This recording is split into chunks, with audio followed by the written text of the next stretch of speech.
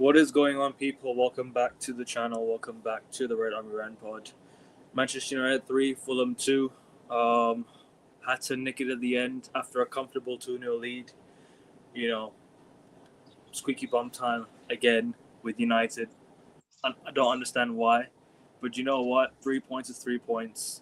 Sometimes you have to win it the hard way, and if you do it, you get your reward. You get your well-deserved reward. 3-2 at the end was a result that we needed to. It was a result that we needed. It was a good 3 points. You know, we're now at 5 points behind Man City and Aston Villa already. Apparently, so I mean, not so bad, not too bad so far, but also people, just apologies for no stream the last few days. I've been really busy. The last few days because I went to not an event, but I went to what'd you call it? A game of golf. I went to watch golf the last 2 days. Not full, like not a full golf tournament, but I went to watch some legends play golf. You know, footballing icons play golf. I went to watch. You know, Ryan Giggs. I went to see. Shevchenko, Gianfranco Zola. You know, I went to see some ex-footballers play golf. You know, and trust me, when I read you guys in some of the names, even Ruud Gullit was here, Gareth Bale was here. You know, so I went to see all of them. It was a good day out, kinda. But you know what? Yeah. I went to see them, but it was all good, man. It's all good. But Kyle, hope you're good, my guy. Hope you're blessed. And Rasta, welcome. Yeah, man. I'm okay, man. It is obviously the second month it's the second day of the second month of the year, and what a beautiful way to start the month with 3 points. I tell you who did get 3 points this weekend, Man City. I tell you who bottled 2 goals to lead, Man City did. And Hey, it's a we play Spurs this week. We have to be careful of bottling a 2-goal lead. We bottled a 2-goal lead last night. We got life with the winning goal, man. No, but no, I'm just saying I'm just happy. Yep. Yeah, but obviously Spurs is a confident team to play against, but we'll get to that when we have the Spurs match preview. But for this review, I'll say we should have done better. We should have smashed Fulham by 3 goals difference. It's sad to see us have a 2-goal lead, then we bottle it towards the end, and we get a slappy winner at the end. It should have been 3-0. It should have been 5. Let's be real. No. It should have been 3-0 in the first half. Reason why I say it should have been 3-0 in the first half, these players were getting comfortable with a 2-0 lead. It wasn't. It was 1-0 at halftime. Yeah, 1-0. Sorry, 1-0 at halftime. And when we scored the second goal, I said we should have went up, went and go for the juggler. Yeah, bro, this team like to do things the hard way, bro. I'm not gonna lie. Sorry, bro. Like I'm still half asleep. I just seen the messages. All good. It's all good, bro. It's all good. If you want to go to bed, it's okay, man. Don't have to worry about it. No, bro. But I'm gonna say my piece before I go. Yeah. All I have to say is, bro. Yes, we got the 3 points. Yes, we retain our 4th position. Yeah, but at the same time, we must not get gassed. You heard people talking about, oh, we're back, we're this, we're that. Bro, we're not back. You feel me? The reason why I say we're not back, bro, when Casemiro came off the pitch, you saw what Garbage did. Feel me? The midfield collapsed. If it wasn't for Kobe Mainoo, oh my God, bro. But let me tell you this, yeah? Also, Harry Maguire, we cannot be doing challenges like that. I don't think it was a penalty, you know. I don't think it was bro, it wasn't.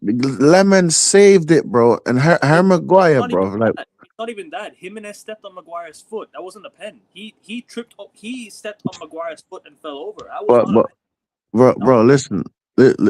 Listen, even if say if we had a goalkeeper came out of the box and he was hugging on the ball, yes, Maguire, there's no need for you to do anything, bro. We cannot. Our players cannot be doing mistakes like that cost us the lead. And brother, when I say I give Benjamin Tesco credit, bro, I'll give him credit because you know why I give him credit.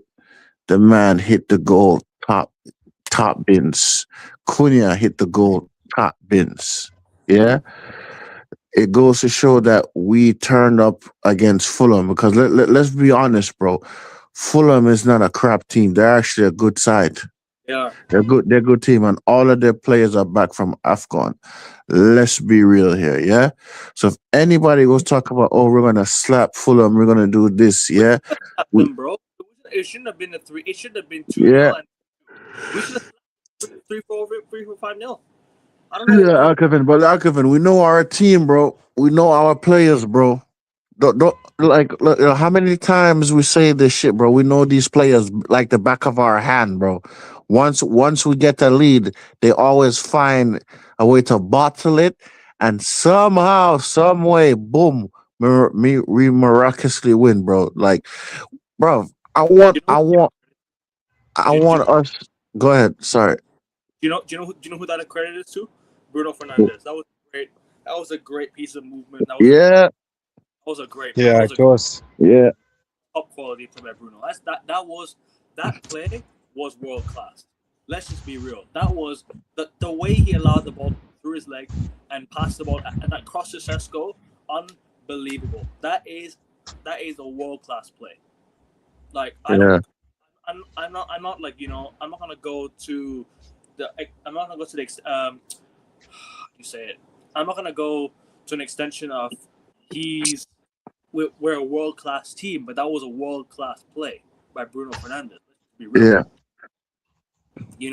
So listen, I just think like so, and Rasta, continue your point. Yeah, I just think that look, we we did it to ourselves by allowing a 2-goal lead slip.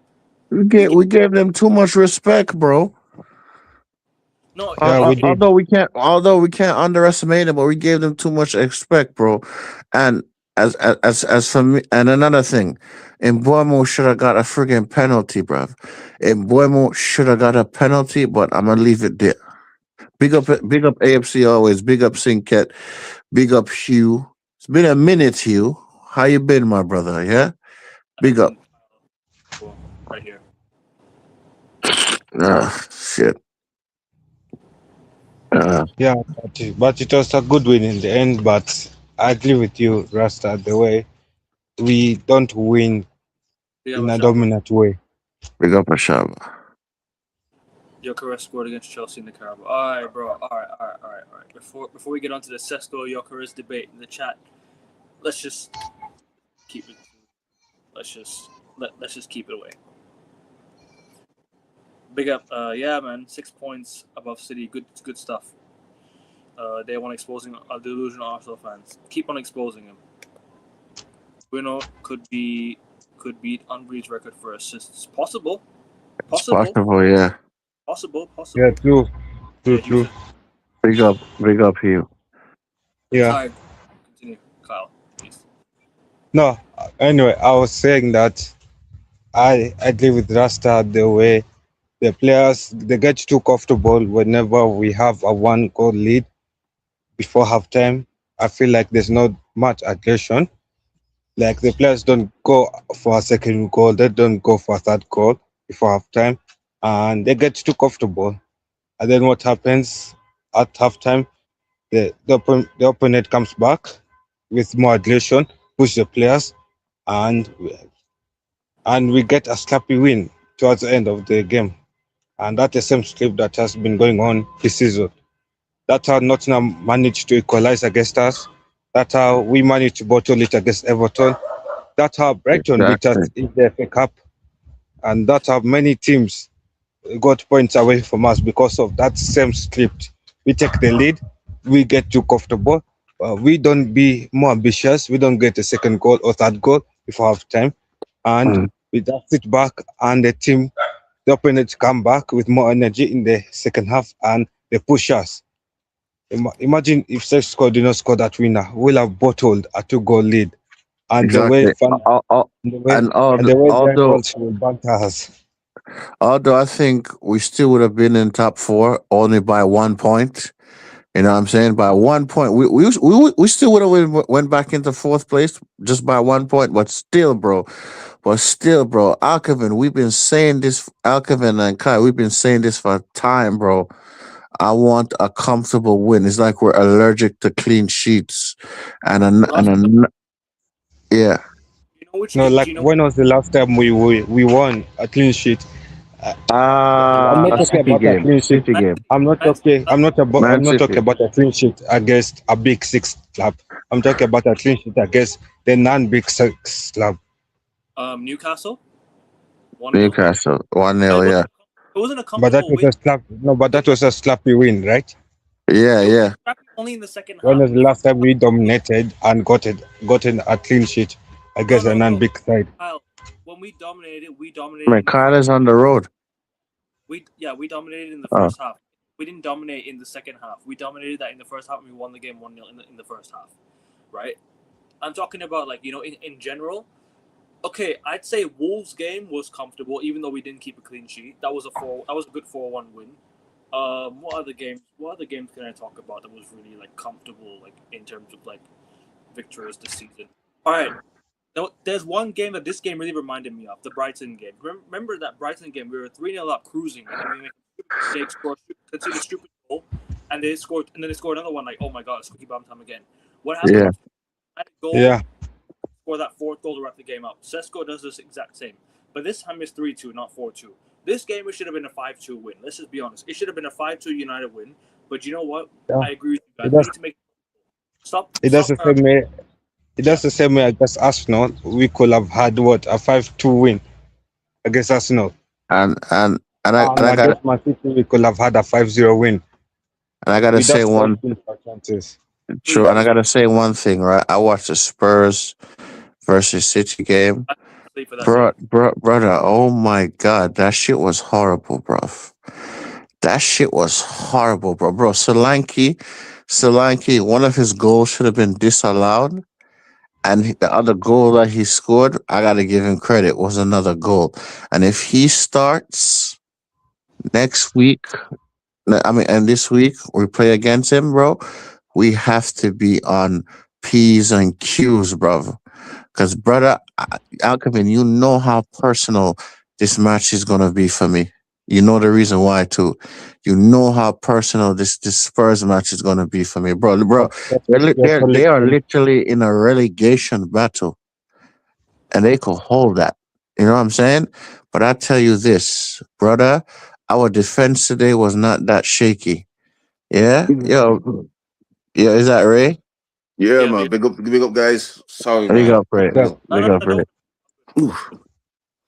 But all I have to say is, right, our defense was decent today. Decent. But listen, you see, Spurs, brother, I want us to mangle and embarrass them. Do you understand me, bro? That match is personal for me, but I'm still gonna be calm and still gonna be humble. But I don't care what Carrick do to make us win that game. We have to get it over the line, bro. Because I'm sorry, we need to be back in Champions League. I do not care. We have to do what we have to do to get in Champions League.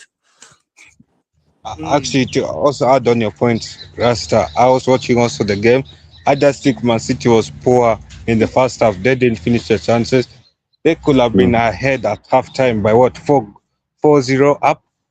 Yeah, If and considering Rasta, the number of chances Man City missed against Tottenham, and yeah. I have to give Thomas Frank a little bit of credit. He If he switched had from a lost that back game, three he to would a have been back sacked. four. Yeah, Now I'm saying at halftime he switched from a back three to a back four. That's what yeah, made Tottenham come back into the game. exactly. Yeah, we were saying also, Malcolm. I was just gonna say, But sorry, anyway, this is not a Tottenham match preview. It is a Fulham match review. And yeah, if we play the same way we play against Tottenham, coming up against Tottenham, Thomas Frank will beat us. Yes.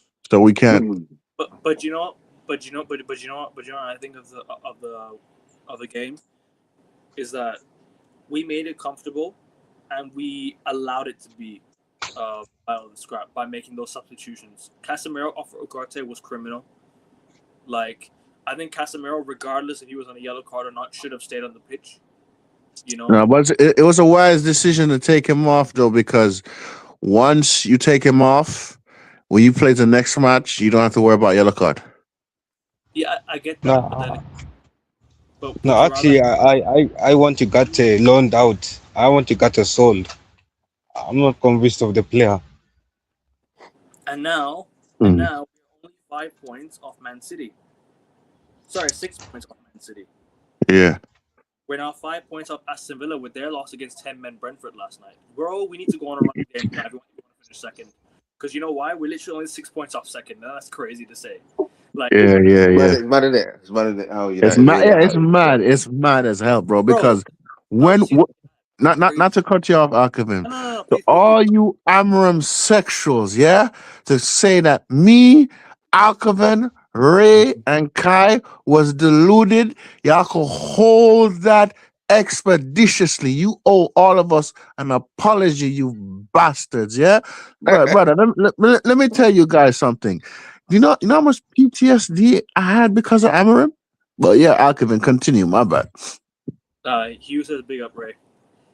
Big up, Hughes. Ray, over to you, man. Over to you, bro. No, actually, Ruben cost us second place for sports right now. Oh, yeah, bro. We should already be in second place by now with the amount of points we dropped against these small sides. Yeah, we should have been, but anyway, it is in the past. Yeah, I Big know. up, guys. Yes. We should be in. As crazy as this sounds, Man United with the points drop should be in a title race. As crazy as this sounds. A strong title race. Bro, very strong one. Wolves, West Ham at home. Those are 4 points. That would already make us 8 points behind Arsenal. That would already be us 8 points behind Arsenal. Who else? Fulham away. That's 6 points. 6 points. Bro, we should already be 6 points behind Arsenal right now. At best. We should be level with Man City on points because we just beat them the other week. We just beat Arsenal as well last week. You know what I'm trying to say? This is what I mean. Like, the amount of points we dropped, we need to pick those points back up against the sides that we drop points against. Leeds at home should be a win. We should be winning the next few games. We're not going to go unbeaten for the rest of the season. That's what I'm trying to say. What I'm trying to say is we need to go on a proper run of games now, because those points that we dropped, right? Those points we dropped, we have to make up ground. We have to make up for all those points dropped. Yo, you know what's so crazy, bro? You know, if he continues to do his good job, they might give him the job, you know. I'm not saying they will, but they might. Because the more he wins, the better his case be. But Kai, before you say anything, Ray, you know anybody that went to the protest today? Or no? Yeah, I mean yesterday. People, yeah. I know a few people, yeah. It was pretty loud protest. Yeah, because I heard a friend of mine told me they closed down the shop. Yeah, they closed it down, and then some people were. Yeah. Nice. And some people were wearing clown masks, saying that. Yeah. They're saying this. That's a start. Yeah. Unfortunately, I had a rough day yesterday, so I couldn't. Protested, but yeah. I think Rasta knows because I was supposed to go on his live, and then it was a bit rough personally yesterday for me. I even missed the match. I even missed the match. So, but I watched it again on. You weren't feeling too well yesterday? No, my father fell and cut his head, and I had to rush to the hospital. So sorry about that, bro. But it's all good now. It's all good now. I rewatched the match on the app, and we're tuning up into it, and we almost did what we always did, threw away the game, into it. But at least at least with Carrick, we got the attitude to keep going forward. I think that would have been a draw under Omin, and would have been like, ah, fuck this nonsense. Right.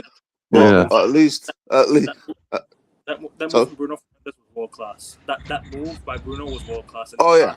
Because Bruno's playing in his right place, and I mean, I'm happy that we got the win. I'm happy we got the win. You know what I mean? It wasn't pretty, but I'm happy we got the win because we need to. But we need Champions League because the reason why we need Champions League because these players don't want to come unless you're playing in Champions League. Unless you got like a fan like in Bruno and Cunha, they're gonna go, oh well, you're not in the Champions League. We don't. Personally, I would have said, fuck Champions League. Let Naya suffer. But we need a new squad because the depth of the squad is why we threw away the 2-goal lead because we haven't got the depth. As soon as Casemiro comes off, it just goes to shit. And then the team's like, okay, no more defensive midfielders, so let's go at United. And we almost threw away the game. And that's because of the lack of the depth. And we need better. Because the guard is rubbish. And so a guy is crap, so he needs to go. And my friend Diallo needs to go as well. Actually, but by the way, I don't think Diallo was that bad yesterday. I think Diallo should actually be a midfielder because when he's in the midfield, he looks like he could pass the ball, except being a freaking right back. But you know what it is though, like the way Trent was at Liverpool when he was converted at CM temporarily. The goals we can see yesterday was not his fault though. The goals we conceded were on Maguire, and it was on it was on Ugarte. And I think Masraoui as well had a part in the second goal. But that penalty, that penalty was like a FIFA penalty, bro. That's bullshit. He stepped on Maguire's leg, bro. He stepped on Maguire's leg. That's not even a pen. Exactly, bro. You know when you play FIFA, and you make and the keeper saves it, and then you make a slide tackle, and then the referee points to the. You ever play EA Sports? That's like that fucking penalty, isn't it? Where he shoots the ball, and then the keeper makes a save, and then they'll be talking about penalty because you follow through some bullshit. That's not a penalty, man. Yeah, that's not. They chat shit. That's not a penalty. Come on. But for the second goal, I don't think we could do anything because that was a wonder strike. That was a strike. I mean, yeah. Also, the third one. Huh? I'm saying the last two goals we scored were wonders. Yeah. And Fulham goal. I think the second goal for Fulham, we couldn't stop it. Well, that was just a strike. That was just like nothing Lemons could do there. Because that was just one of these worldies. People always seem to pull worldies against us. I don't get it. Sometimes it's like, yeah. And then all of a sudden, someone calls one in the top corner. And it's like, yeah, Fulham come to beat us. Fulham really did come to beat us. And we passed the test. And I'm happy with that because Fulham didn't sit back, actually. You know what I mean? They didn't sit back and like, the big test will be Frank. Because Frank will sit back. He will play part of the boss football. But this is why I said, Ray, yesterday, I told you on Friday in the preview, remember I said that the first goal was so important, and we got that first goal. That's why Fulham allowed us in so many times, and that's why, a team that plays low block, it'll be easier for us to play. Like, especially Spurs, like you mentioned. We need to get that first goal so we can allow Spurs to push forward, and that can allow us to counter them. But against Fulham, we did that, and we got the win. Yeah, we need the first goal, bro. No, but also AK, we need to get 3 goals against Spurs in the first half so that you can have Spurs collapse. Sorry? Game. I think. No, I'm saying I think Kyle just asked. Oh, you can hear me? Yeah, go ahead, bro. Sorry, please go ahead. Oh, no, I was just chatting with the chat. Anyway, I was saying, you mentioned that against Tottenham that we need to have 1 goal before half time, right? No, just take the lead. Just take the lead. I feel like even taking the lead before half time is not good enough. I guess Spurs we need to take a 3-goal lead for halftime. We saw Spurs against City. Spurs I didn't watch the game. were two. No, Spurs against City were 2-0 down. What happened in the second half? They came back to draw 2-2. So a 1-goal lead at halftime is not good enough. We need to have a 3-goal lead against Spurs. Yeah. But I feel under Carrick, he'll bring because he's got the old Ferguson style into it, where you go until the end of the 50 minutes, even if we want a goal. So I feel as if that momentum there. That's why I wanted Carrick over Solskjaer to be I don't want Ollie. Never wanted Ollie back. Because Carrick, no. I was always on Carrick's side. I never wanted Ole. No, but you see, the question I want to ask the panelists is, what happens to United like 8 years down the 8 years later on, when all the Sir Alex Ferguson boys are retired, they cannot coach anymore? Like, who will we rely on? Bro, that's way ahead. We don't know yet. So now, let's just enjoy the moment because we don't know. I'm enjoying that's what the I'm moment, saying. but the thing is, what I want is, I would want, if Carrick wants to be in the coaching side, yeah, but I still would want to interview other managers for the position, even if Carrick does the madness, because I think that being interim and being a manager is two different things, bro. You know, you can get players to play for you for a certain period of time, but now when you have to build a squad, which Carrick will have to do, because I know it's a preview, but let's take a ahead just for a sec. Come summer, he's gonna have to tell some of these players, you got to go, bro. You're not gonna be my friend anymore. So what's gonna happen then? And that's why I'm kind of scared to just say, oh yeah, give it Carrick, even though Carrick's doing well, because. Am I frozen or is it just Kyle that's frozen? I think it's Kyle. No, everyone else is okay. I think. Yeah, Rasta, you okay? Yeah, I'm good. I'm listening. I'm listening. Yeah, sometimes I'm listening. Sorry, I was just searching something. All right. Oh, yeah, so I was saying, right now Carrick's just like, just get the best out of players, just win games, keep the vibes going, and we're vibing into it. But when it comes to like summertime now, when contracts need to be reviewed, player performances need to be reviewed, it's a different thing, isn't it? Because you've got to build a team now that's going to be in a Carrick's image. And does he have European experience? No. If you get Champions League, he has not even played a Champions League game. Yes. And it's not one game.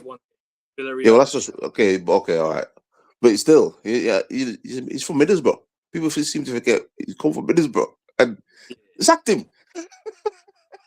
So I'm like, wait, whoa, hold up. Okay, I'm like, hold up. Oh yeah, okay, Carrick we're vibing on for Carrick, but he's a Middlesbrough approach, bro. And if you're telling me if Ancelotti or somebody like that comes available and United going, oh, fuck Ancelotti, I'm gonna go with Carrick, I'm be like, what? Bro, Ancelotti will win this squad the Premier League. That's how good he is. That's what I'm saying, bro. Are you serious? Are you giving me Carrick over Ancelotti? I'll be like, nah, you boys. I'm back this is the thing, though. I don't see a big name coach coming to our squad though, because the Glazers, the Ineos ain't gonna spend no money. And honestly, let me tell you this right now. I've seen a video of Jason Wilcox clapping, bro. He has to leave our club. I'm sorry. Yeah, he has to go. He is crap. He is, man. Fucking rubbish. Absolutely rubbish. And he will give Carrick the job, yeah, because he knows that Carrick won't rock the boat.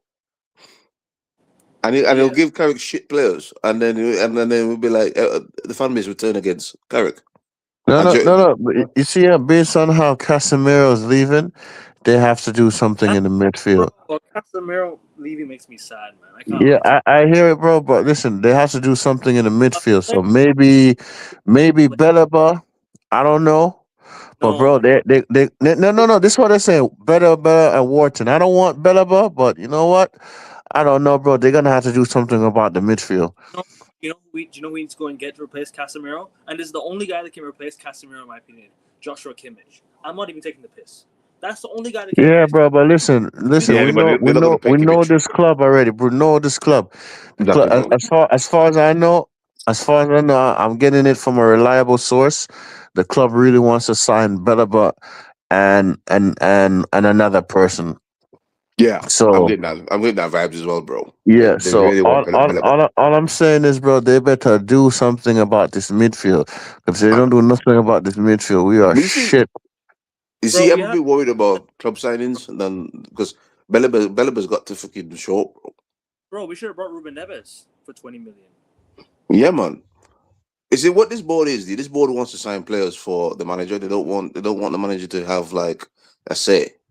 And I'm thinking, what kind of world class manager is gonna be like, oh yeah, just give me Bembla. He might go, this Bellerin, I don't want that guy. He's not gonna fit what I want to do, and they're gonna fall out. And as Rasta say, yeah, Rasta's spot on, bro. Wilcott wants to be a bloody manager, so he wants to rule the show, and just tell the head coach, I'll give you Bellerin, you better play him. And I'm a bit worried about that model because I'm thinking Pep still gets the players he wants. Arteta still gets the player he wants. And if we're just telling the managers, yeah, here's Bellerin and another guy, what happens if my man says, oh well, Bellerin is not really what I want. That's not my vision. He can't be overruling the board, innit? And I'm thinking, And you, nah, man, that's bullshit. yeah, yeah. And you see if you're gonna find a midfielder, get that midfielder from Forest. Get that midfielder from Forest. Anderson? Yes. The hype has died down a bit from Anderson. I can't lie to you. The hype is a bit gone, you know. Bro, listen. Get me him, or get me the other person from Crystal Palace. Yeah. Maybe it's just the transfer window is ending and the hype is just no longer there. We're not doing shit this window, bro. The freaking talk about mystery striker. They need the bloody well, I'm not gonna say that, but for this mystery striker thing, they're not doing nothing. I mean, not mystery striker, this mystery player. They're not doing nothing this Monday's dead, bro. I'm not even looking. I'm not even watching the transfer shows or anything like that because this Monday's dead. We're not doing nothing. We just got to hope that everybody stays fit. No red cards, no suspensions, and let's try and get the win, which we need for European Champions League. But anything about any midfield or anything being signed today? Nah. I disagree, bro. I thought Bruno was our second best player last night. Oh no, man, Bruno's good, bro. I thought Bruno was. He got 2 assists yesterday. Bro, Two assists. Bruno was. I'm sorry, Shimon. Like I usually agree with you a lot of the time, but today, Bruno Fernandes was absolutely brilliant last night. Let's just be real. He was brilliant yesterday. Like let's just be honest. I think United need to go for Elliot Anderson. Excuse me, Edison. Excuse me, my bad. Edison that cost United 30 to 45 million, 35, 40 million, and Wharton. I think Wharton solved United's long ball playing midfielder. Yeah, bro. I don't want Bellerin. Sorry, Bellerin gotta go. No, don't get Bellerin. I think Wharton would be good. No, he's saying Wharton, not Edison. Big up Michael. But I mean, I think Bellerin is yes. I don't know. Tough. He's young. He's a young player, isn't it? They want to play. They want to sign these young players. I don't get it. But was he 22 or something? 23, 24, something like that shit. I don't know what he is. You guys know that the club.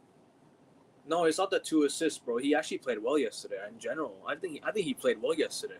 He played well, bro. He played well, and he got the outputs as well. So, yeah. Yeah, it's both. I think Bruno played well yesterday. I can't knock Fernandes yesterday, bro. I think Rasta agrees as well. Bruno Fernandes had a good game yesterday. Yeah, bro. He helped with winning goal. Yeah, when I watched the game, I saw he had a good game. Yeah, United fans are more overcome from the English hype and invest their money sensibly. Yeah. Well, this board, bro. We know the club, bro. This board is fucking shit. And I'm glad that they should protest every bloody shut down the show every bloody home game. They should shut down the shop every bloody home game. It's not my money, so I don't really care that much. But still, I think we signed Ndidi today. Do you know what it is? The club Man United are one of the biggest PR spins out there, right? Yep. Mm-hmm. give it. Oh shit! The fans protested again. What are we gonna go do last minute? Let's go sign a midfielder. Let's go spend on Ruben Neves last minute or something. Bro, Yeah, some shit like that. Yeah.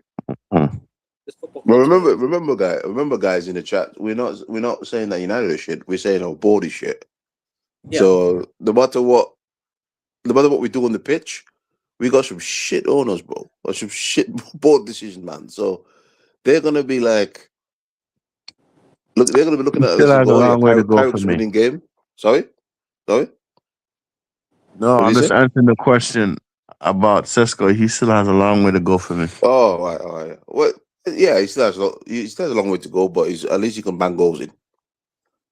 So I'm not too bothered about Sesko. I think Sesko needs a second season, a full second season, to be showing you his qualities, because he's got qualities, but he'll start scoring and then they'll bench him again, and then it's like, wait, so I don't know what's going on with that. I think keep the same line. I think keep the same lineup. I think Sesko off the bench works. I think starting Cunha and Mbeumo actually worked yesterday. I think do you know what also could help? If Dorgu could play, man, because Dorgu's been really good the last few games. But it's a shame he got the injury, man. It's a huge shame that injury happened now when he was slowly starting to pick up his good form. It's always, every time a footballer goes from being completely in the mud, his form is completely gone, to his form is skyrocketed, picks up a long-term injury, and it goes to shit again. You know what I mean? It's sad. It's sad because Dorgu was actually on good form. He had 2 goals in 2 games. When we converted but that's a bit like what Sesko. This is a bit like happened to Sesko. Sesko scored 2 goals in 2 games, and then you don't see him again. He's on the bench. Yeah. So, but Cunha's been playing well, man. I can't lie to you. Yeah, he's picking his form up. Yeah, and this is what I say. In the summer, they need to get 2 midfield midfielders are gonna pass the ball to them. Mm-hmm. So in Mbeumo, Sesko in the front, and we attack. Because, bro, I'm telling you now, bro. Based on how Casemiro is leaving, and possibly Maguire, they're gonna have to get a midfielder. You never know. I hope this football club overturns the decision of selling Casemiro, man, because I do not want to see Casemiro. Yeah, bro, but listen, his contract is up. And look, listen, that's money off the books they don't have to pay anymore. They can use it to actually get a midfielder. That's what they're looking at, bro. They're looking at to get the money off the books, bro. Yeah. But what if we Champions League next season and we don't have Casemiro experience? We need, bro, I get it. Bro, listen, Bruno's not leaving yet, so Bruno is still a Swiss. Bro, remember it's not like we weren't in the Champions League before. You know what I'm saying? It's not like we weren't, but all I'm saying is the club gonna have to do nothing. And bro, I'm gonna go, bro, because I feel like I'm falling asleep, and I don't want to fall asleep on the live. No, man. Thank you guys for joining. Yeah, bro. But all I have to say, bro, Spurs game, bro. We need to be sharp. When I say sharp, bro, we need to take our chances. I'm glad for the win. Still remaining humble. But Ray, I'll see you for the Spurs preview. Yeah. Yeah. All right. Later. Ray, big up yourself, man. And like I said, I spoke to a few people today pertaining to the protest, man, and they told me like quite a handful of people was there, like Andy Tate was there, and like a few other people, right? Yeah, but it was about 5,000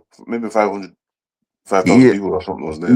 Yeah, 5,000 people. But me, I still don't trust the 1958. You know what I'm saying, bro? I still don't trust them, bro. They should do this every home game. Because, bro, even when they went on a Stretford product, I'm just like, bro, y'all never wanted to come on no fan channels before, and all of a sudden you're talking about fan channels wanting to invite you and this and that, bro. Ray, let's be real there. Let's be real here, bro. 1958, bro. I feel like they're part of the problem too. You know what I'm saying? But exactly, bro. They're part of the problem too, bro. They think they speak for every United fan. No, the hell you don't. You get me? Exactly, mate. And they don't even get along with the other supporters trust or any of Exactly. any of the other. Even the Red Army, they don't get along with. So Exactly. So I'm not going to be like, yeah. Yeah, I said it before and I say it again. I don't trust those lot. Yeah, you can organize a protest, but brother, I don't trust you lot. Yeah, I don't. But yeah, Akif and Ray, I'll catch you guys later. Yeah, Catch you later, bro. yeah, man. Big up, big up, big Subscribe up, big up. to the channel, people, and make sure you guys go and support him as always. Appreciate you being here, Rasta, and I'll put the link. Yeah, man. Make sure you guys All follow right. him. And Big up and bless. Big up, big up. Yeah, cool. Rasta, before you go, bro. Oh, never mind. There's gone more. Yeah. So yeah. Sorry, bro. I I joined late. Are you ending your show soon? Sorry. Are you ending your show because I still got shit to say about that match? All right. No way. We haven't even said our piece on the match yet. All right. Cool. You guys do player ratings as well. Don't forget. Oh, good. Go on, bro. Please go on. Yeah. So man, yeah, I'm saying so that match. Yeah. Yeah, So I heard you I'm say still my kinda, name just now. Sorry. I'll ask you real quick. Who's your man of the match? Shit, man of the match, bro. Fucking hell. Bro, I ain't gonna lie, bro. I have to give it to shit, bro. I have to give it to Casemiro, bro. Hey. Casemiro.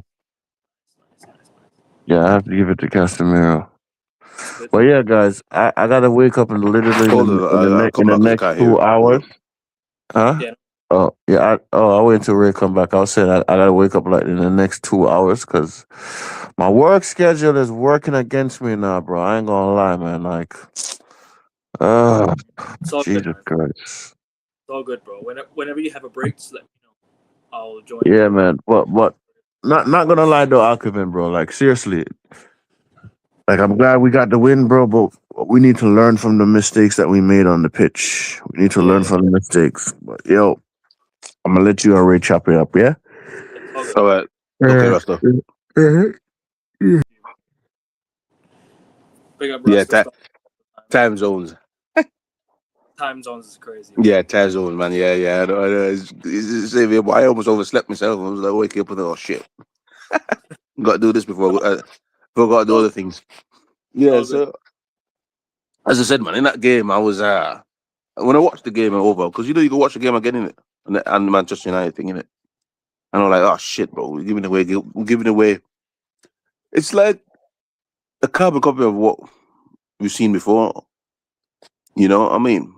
And it's when teams is when we can't do a counter-attacking thing. You know what I mean? When we can't sit back deep and counter-attack and keep it tight. Where we have to entertain and we have to show, we have to score. And this is why I say it is not. I don't think it's the managers. I think it's the lack of depth in the squad, bro. Because as soon as you take off Casemiro, it goes to crap. Because the is not good. So I'm looking at the personnel now and I'm thinking, bro, if we're gonna do something, we need to change the personnel, what we've got in there. And I can understand why, even though Amrin should have gone further in the front foot in the last 15 minutes, I can understand why he went defensive, because he'd be thinking, okay, I'm going to take it off Casemiro. I ain't really got much protection because, and that almost happened to Carrick as well. Took off Casemiro, Fulham got a second life. And I'm thinking, shit. You know what I mean? I hear you, bro. I hear you, man. Like, this is what I'm saying. We can't replace Casemiro. It's very hard to replace somebody who has experience and has like 5 Champions Leagues, like, especially if you're gonna qualify for Champions League, or if you're trying to qualify for it at least. You're gonna need that experience with you, and we don't have that experience. No. You can't bring that experience with you. No. And at this rate, bro, I don't even know, if we, we always get bantered for signing players past their prime and players who are old, and but Benzema as like a short 2-year deal, I would take it, And he apparently wants to leave Al Ittihad. Apparently he's gonna leave. I mean, I would take him on a 2-year deal, I mean, short deal, and make him come off the bench or something. That's what I just want to say. Yeah, a benchman like that is, it's not a bad idea if you're in the Champions League, because Benzema is one of the world class guys in the Champions League, innit? So Yeah. you see, you need benchmen. You need. Well, I don't say that, because it sounds bad if you say benchman, but you need guys that are like second in command. They know that they're not going to be the first team fellows, but they're not. They're all right with it. Mm. They're like squad guys. Like the O'Shea's and the West Browns and all those guys that we used to have. Wesley Browns, O'Shea's, those guys are coming in and they know that they're not number one men, but they'll come in and do a job and still win titles and stuff with you. That's what we need. We need them second man. And Benzema, I will fall for Benzema because you need a Sesko backup. Yeah. Okay. Especially if we're aiming to finish as high as possible. Mm. Because I think we can finish even more higher than fourth if we continue our form. You know what I mean? Because I don't trust Aston Villa. I think we can get there. Yeah, man, because I don't trust Aston Villa. Yeah. And I even don't trust City. Now, if City gets done by Liverpool and we win against Spurs, that makes 3 points behind them. Huh? Yeah, with 3 points behind Man City, exactly. But then the only difference is their goal difference is better than ours by a lot. Yeah, and that's the thing. Our goal difference has been, outnumbered by the amount of losses and the amount of points we dropped. That's the problem, yeah. That's how our goal difference goes down and how our goal difference remains. It's the draws and the losses with the amount of wins that have been that we robbed ourselves of. You know what I mean? That could have upped our a lot more. Exactly, bro. So that's why I'll push for third place, bro. We should be at least third. We should be exactly on 50 points right now. Let's be real. Exactly. Well, the one thing we could say is that we're not going to finish 42 points. So nobody can say that you will be a 42-point club and all this bullshit. Yeah. We're on 41 points, so we're basically safe. Pretty much. We're safe, yo. We're safe, basically, yeah. So that's one thing. Pretty much safe, man. You know what I mean? We've already outscored. Bro, United were 3 goals, equaling last season's tally in the Premier League, if I'm not correct. Something like that, yeah. We equaled that last night and equaled the amount of points we got last night. Yeah. So, listen, United are gonna absolutely like cook the amount of points we got last season. Like, we're gonna absolutely destroy. Yeah. Points. Double it. Double it by a lot more. Yeah, that's what we're gonna do. Yeah. I don't think we'll double 41 points, but do you know what I mean? Yeah, get 40, I think 51, 52. We will get 50. We get 50. I think we'll get 60-something points. No, it'll be around 70 if it goes this way. Yeah. Because we still have how many games remaining? 14. We cannot lose 2 or 3 more. We cannot lose 4 or 5 more games. We have to make sure that we don't lose too many games. We have to keep our run going. You know what I mean? Just try and especially at home as well. We need to keep winning at home. Exactly. And we've escaped the biggest threats. I think we've only got late in May we've got Chelsea still, and we've got Liverpool still. So that's the biggest games, isn't it? We've already gotten over the City and Arsenal games. Now we have to go and face. We now have to go and face what's it called? Chelsea. To go Chelsea and Liverpool, which I think if we can beat them too as well, I'll be very happy. Going away. And we got a favourable because we play Liverpool at home. Yeah. And we play Chelsea at Stamford Bridge, and we also got to play Aston Villa at home. So United's got third place in their hands, bro, because we are even second. Second, I don't think what it is. Like I said, the amount of points we dropped, we should already be there. Yeah. Trying to get there, it'll be a tough task now because at the end of the day, we are. It is Man City, right? Exactly. Yeah. They're still going for the title, But at the end of the day, if they keep on dropping points the way they do, and we can capitalize like how we did last night, then it's not out of the realms of possibility. But do I see us getting it? No, I think third is possible. I think Villa will fall out of the top 4. At the rate they're going at, I think they will fall out of the top 4. I think they fall top. I'm losing to 10-men Brentford 1-0 at home, man. I'll be real. Exactly, bro. And plus, Villa fans are not bothered. Villa fans are happy to be there. You know what I mean? They still have Europa League. They still have Europa League, and they have a Europa League winning manager. Don't forget. Yeah, he's gonna want to win that. And I think Unwe will try to win that, and I think that's what he'll try to do. Mm.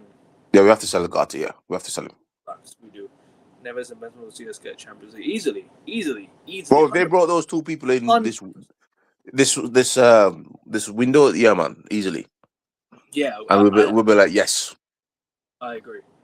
We can easily get Champions League, man. By getting those two in. I just wish we're safe. Out of the cups, man. I just wish we weren't out of the cups, man, because you know why? I wish we weren't out of the cups. Yeah, I mean that's the only disappointment. But I can't blame. Well, I could blame Amorim for one, and then the other one I can't because he wasn't there playing. We should have appointed Carrick right after Amorim got sacked. Right after, we should have been working. Yeah, but they wanted Ollie. They wanted Ollie, and the fans are like, "Fuck that." Bro, we should have appointed. Carrick straight away after Amorim got sacked. The day Amorim got sacked, Carrick should have been the day. That day, Carrick should already be there because we'd had Burnley. Because we could have beaten Burnley, we could have beaten Brighton in the FA Cup, and by now, how many games would have had? We'd have won 5 games in a row, and that guy would have had his haircut. Long time ago. And you see, they wanted Ollie, and if the fans didn't mess up and say, "Look, we don't want fucking Ollie," they would have brought Ollie back. Oh yeah. Solskjaer, staying, coming back to United. That's good shit. Goodbye. Nah. Yeah. I don't like Ollie. Don't get me wrong, bro. We're not hating on Ollie. We're not hating on one of our legends. We just think management. No. You give it to somebody like Carrick who's new and can get some ideas. Facts. And it's the same thing. If Carrick fails, and we get another manager, and that manager, I don't want Carrick back neither, because I think once you've done your job, you've done your job for me. Oh yeah, for sure, 100%, bro. I agree with that wholeheartedly. Carrick over Ollie all day, every day. I was always after Amorim got, I was like, give me Carrick till the end of the season. I'll take that. I've always said that. Give me Carrick till the end of the season, or yeah. You know what I mean? Some window will be tough. We need to replace Casemiro, Maguire, so they're midfielders, center back, and we need a striker. Yeah, agreed. We need to. I agree. I think Maguire needs to go in the summer as well. I'm in the minority because you know what it is. I don't think Maguire's been good enough for United. I think last night he had a poor game, and you know what? I don't think he's been amazing. I lied. He's had some good games. But he's got no pace. He's got no pace for back four. He's not good enough to play for United, in my opinion. I don't think he should be a starting centre back. No, as a squad player, maybe, but not a starting centre back. He's got no pace for back four. We need to bring in a centre back that can replace Maguire. But you know what? I think we need to go and do in the summer. We need to definitely prioritize getting a midfielder or two midfielders in the summer. Possibly 3. Better be a midfielder. Then after we get that midfielder in, go for the center back, and go for a backup striker to Sesko, yeah. Right competition for Sesko. We need competition. And another white winger, another winger. Do you know what? I don't think we need another right winger because I'll tell you why. Ahmad and Mbeumo are both right wingers already, so they're both competition. Not a white winger, but a left one. A left winger, yeah, I agree. Yeah, a left winger, yeah. Cunha needs competition on the left wing. I agree. I think Cunha needs to have a backup. Yeah. Unless we can bring someone in from the academy, then I don't see why we can't bring in another left winger. Yeah. 100% agree with you, man. Because look, I think those five players we need will make us at least as another Champions League squad. Yeah, easily. I wouldn't say win the league because we don't know the manager will get in, but if we get 5 or 6 players in, yeah, we're going to be top 4 side. We need to be a regular Champions League side. Exactly, bro. That's what we need. Exactly, mate. We need to be regular. But I want to be a regular guy, a regular Champions League man for 2 or 3 years. But we have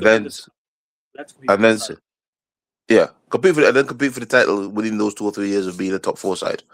What I don't want is we get Champions League, then we drop out of the Champions League, then we drop out back down to 6. And nah, man, fuck that. We need to be third or second, 2 or 3 years, and then pushing for the title after that. 100%, bro. And this is why I said, bro, winning that Europa League last year was crucial. Man. We needed to win a trophy, and getting into the Champions League. But I see, I'm worried about if we had won that last year. I'm in a little bit minority meet, because I think if we won that last year and knowing the board how shit they are, I think we would struggle this season, because they wouldn't have been buying players. You know what I mean? And I think our league form would have been like, and then if we didn't do anything in the Champions League, we would have been like, meh. You get me? I think not getting that Europa League final has actually woken up people, and actually people are starting to think, well, fuck what you're doing, bro. How get it on, put some pressure on the board, because they love it when we in the Champions League, so they can hide the money. They hide the money. I mean, we made money from the Europa League, yeah, and it's been hidden because they know that they can buy. Because we still make, okay, obviously we didn't make as much as money that we did in the Champions League for the Champions League, but we still made about 80 million or so 800 million, something we made being in the final and the competition last year. 100 million around, close to 100 million. Something like that. And we were gonna buy a midfielder this summer, so the money's there, but they're hiding it. And I think fans are starting to wake up. I think a lot of fans are starting to wake up and say, okay, even if we make Champions League this season, still demand and still protest, because they're hiding the money. They're telling us that, every minute we're in debt, and then they want to sign players secretly. So this money is there. Yeah, I don't believe them. It's always been there. They just man. Spin PR and tell you that there's no money. Of course, there's money. Yeah. This is why Ineos were brought in to help the Glazers save money. Yeah. This has just been something the fans have fallen. They've fallen for. Yeah. You know, they fell for that trap, and it's been the same trap that they've fallen for years since Ineos have taken over.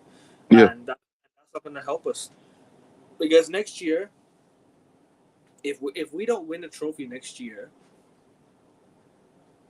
half of the squad should be sold. Yeah. Let's be real. We're Man United. We should not be going trophy this year in, year out. No. We can't just be looking at top four and saying that's the be-all, end-all. That's not the be-all.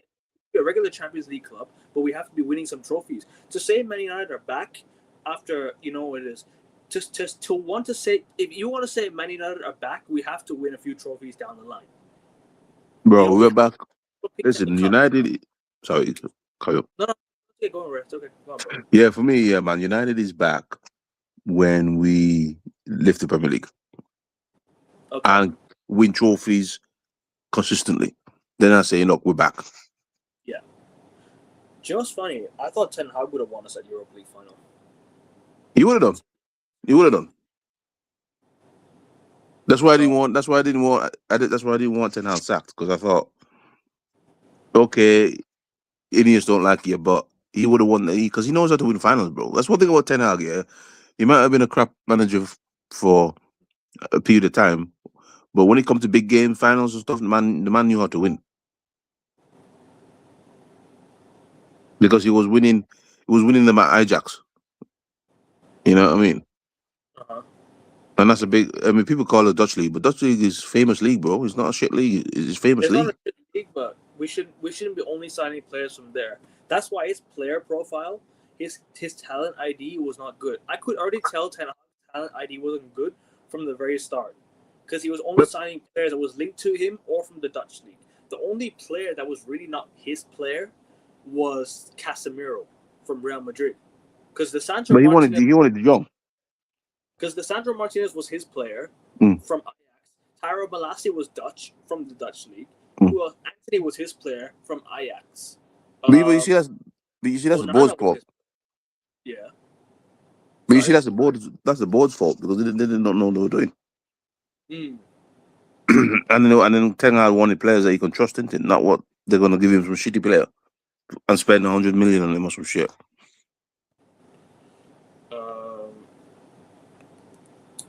Maguire's there to do a job. Yeah, he's just there to do a job, but he's not good enough for me. Despite the penalty he gave up, he's been playing well. I disagree. I think he didn't have a good game last night. I don't think he was good. Plus, you have money coming in from the people that on loan that will be signing permanent next season. Lacey needs more game time. True. Oh yeah. You're saying Garnacho's gonna be fully sold. No, he's already been. No, he's sold. He's sold. Rashford. We've got 3 players that's sold. We've got Sancho. We need money for Rasmus and Rashford. Rashford's those 3 players. Rashford's gone to Barcelona already. He's pretty much moving to Barcelona already. I think Rasmus is out as well. Sancho, I don't know about because Sancho he's a fucking idiot. Sorry for swearing, but that's fine. It's okay. No, he's an idiot, man. He gonna wanna mess about again. So 2 players I know is definitely gone. I know Rasmus is gone. I know Rashford is gone. Holland is gone. But I don't. Sancho, he'll be messing about in the summer. He'll be coming back to the and then we've got to load him out or he'll see out his contract or some bullshit. That's the worst signing. That's that's another one of the worst signings you can put up. If you want to profit off the Sancho sale, and trust me, it's not my money, so I couldn't care less what they do with the money, because all I care about is Glazer's not making money, right? But yeah, if these lot want to sell Sancho and do smart business, give him a 1-year contract and sell him. Because why would you let him go on a free? Don't let him go on a free. Don't let him go on a free because he's taking a lot of free money off us anyway. Yeah, because Chelsea paid $5 million to give him back to us, but we loaned him out. You know what I mean? Who the fuck? Yeah, I've never heard that in my life. You know why? Do you know why? It's because they had an obligation to buy, and then they didn't want him. They didn't want him. I know. Have you ever heard anybody paying a penalty so that they don't want to play back? I've never heard of that. Never. Sancho had a good start at Chelsea, but he had a very poor ending. Hey, that's Sancho, bro. I don't want him. I just don't want him anymore at the club, bro. Get rid of him. If somebody says 15 million, I'll take it just to piss him off. Just get him out. Get him out the door. In my opinion, aiming for that Premier League trophy, not United aim. Firstly, United make them a regular Champions League club at Arsenal and next aim is whoever big titles. I disagree. The Premier League should always be the aim for Manchester United, no matter if you're good enough to win it or not. Like, bro, we're a big club. Let's not lower our standards here. You know what I mean? I don't want to be like Arsenal and go for just league titles and Champions League. We have to win everything else around us. Otherwise, bro. And we'll be a laughing stock. That's why Arsenal are a laughing stock. You know what I mean? Sancho has no business here. Yeah, I agree. He's no business here. No business. True. I agree with you. Yeah, 100%. Hold on, I'll come out and come back in again. Sorry. I even forgot his name. like who's Jadon Sancho? Like who's Marcus Rashford? I've never heard of them. But you know what might be scary. Barcelona might win the La Liga. They might win the La Liga, and that's no. But you see, okay, Barcelona has an identity. Real Madrid is that's an expensive Chelsea. If you get what I mean by that. Okay. Yeah, what do you mean? Huh? Sorry, what did you mean? I just heard you now. What did you mean? Sorry. He meant that Chelsea, Real Madrid is an expensive Chelsea. It's an expensive version of Chelsea. Like what I mean by that is, you know how Chelsea buys the best young players. No, Real Madrid buys the best expensive older players. Mm. Yeah. Oh yeah. I get what you say. Yeah, Chelsea buys expensive younger players. Yeah. So that's what I'm saying. Real Madrid is as a more expensive version of Chelsea. Yeah. United needs center winger as well in summer transfer. Oh yeah, definitely. You can't simply compass. Yeah, agreed. Yeah, we need another left winger. Yeah, we do. I mentioned this earlier. I actually mentioned this earlier. Me and Ray were talking about this. I said Cunha needs a left winger to compete with him. Because or you bring someone from the academy, or you sign someone. One of the two. No, but also we need. I don't think we need wingers as such, or something that we need more is fullbacks, I fullbacks think and I think midfielders. midfielder is most priority, but fullbacks, you're right. I think we Yeah, need two fullbacks as well. I agree with you actually. no, Now that I think a like midfielder before we sign a left winger, let's sign a let's fix our midfield first, then we or fix our fullbacks. or Kyle, we make Mazraoui our permanent right back and sign someone to compete with Mazraoui and sell Dallo. But apparently No, Jason but I'm talking about the left side, left back. or left Who's going to side. compete? Who's going to compete with Dogu?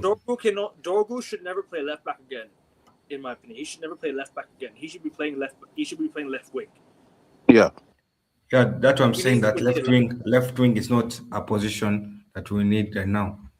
But what about this Diego Leon guy? Oh, Diego Leon. no, but he's an attacking. I don't know. He's probably He's an attacking left wing back. We need a defensive left wing back, a left back. Yeah. But So like United, we have too much attack. We don't have too many defensive players, fullbacks. United need to go for Morgan Rogers or Harry Wilson. Morgan Rogers this season has been unbelievable, and you know what?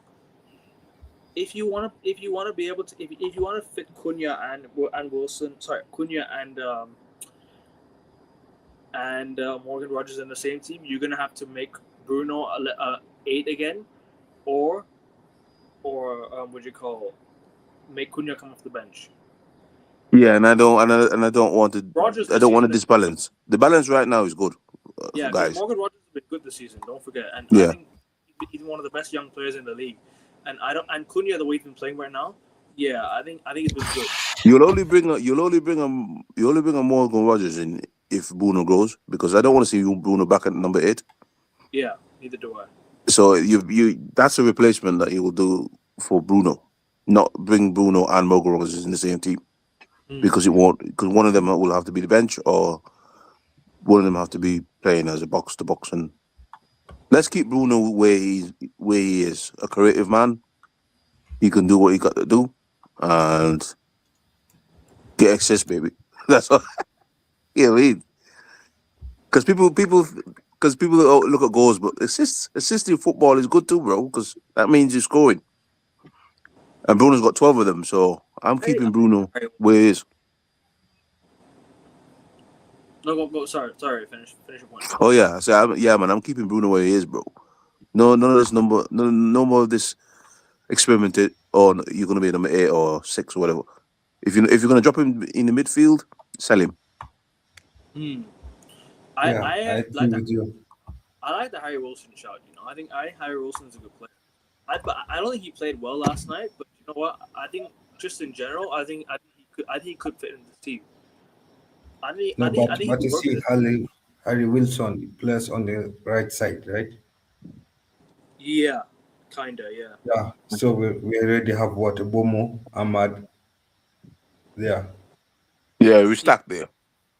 Yeah, we're stuck. So we don't need Harry Wilson as much as we love him. Yeah. Yeah, I agree with Kyle. Yeah. We got a lot of good right-sided players, bro. Isn't Lacey a right-sided player too? Yeah, so Lacey is right-sided. There you go. So Lacey's a right winger. Yes. Yeah, so we're pretty. For me, the right side, we're pretty okay with that. Yeah, I agree with you there. We are okay with the right side. I think what we need to focus more is midfield and fullbacks.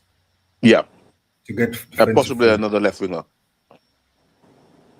Because we were saying this before you came in, Kyle. We say if United sign 6 players, I think we're going to be a regular top team for next season too.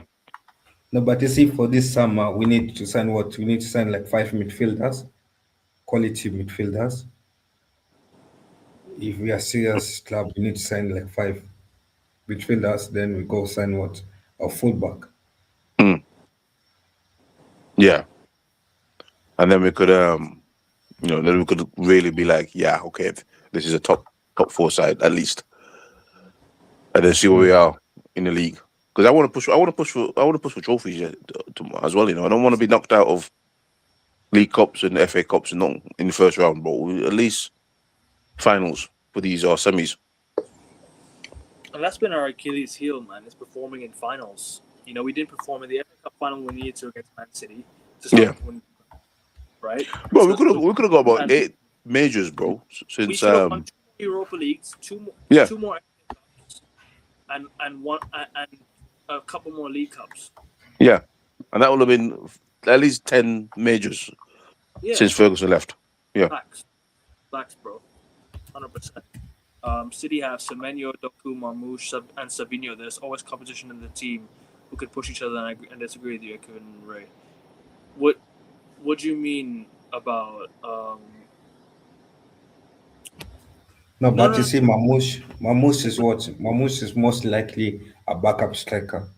Yeah. He's a backup striker. City have what? Semenyo, Doku, and Savinho. Savinho's out the door. Savinho's out the door, bro. So basically, City have what? Versatile players. I think City also got Marmoush and they got Dego, or his name is, and then they've got Semenyo. Doku, Semenyo, Savinho. But Savinho is leaving though because Savinho's out the door. Savinho's out the door. Leave, and then they're gonna want to sign. Man City last time wanted to go for Rodrigo. Remember that? Yeah. But they didn't go for Rodrigo. They went for what's it called? They went for Semenyo instead. So now I think they're gonna keep Semenyo. They're gonna make Foden the 10. They're gonna make Foden number 10 now. That's what I think they're gonna do. City's got good backup. Also Foden is good quality, he's got depth, and also Chucky can play right wing. Yeah, so basically City have versatile players. That's the difference. Yeah.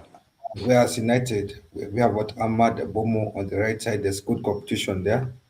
Abomo can play striker. Ahmad can play right wing. Chelsea is off the bench as well. So there's I think Lacey can be a bright spot for us, bro. So we've got 3 players there on the right side. Yeah. People like Lacey, Matato,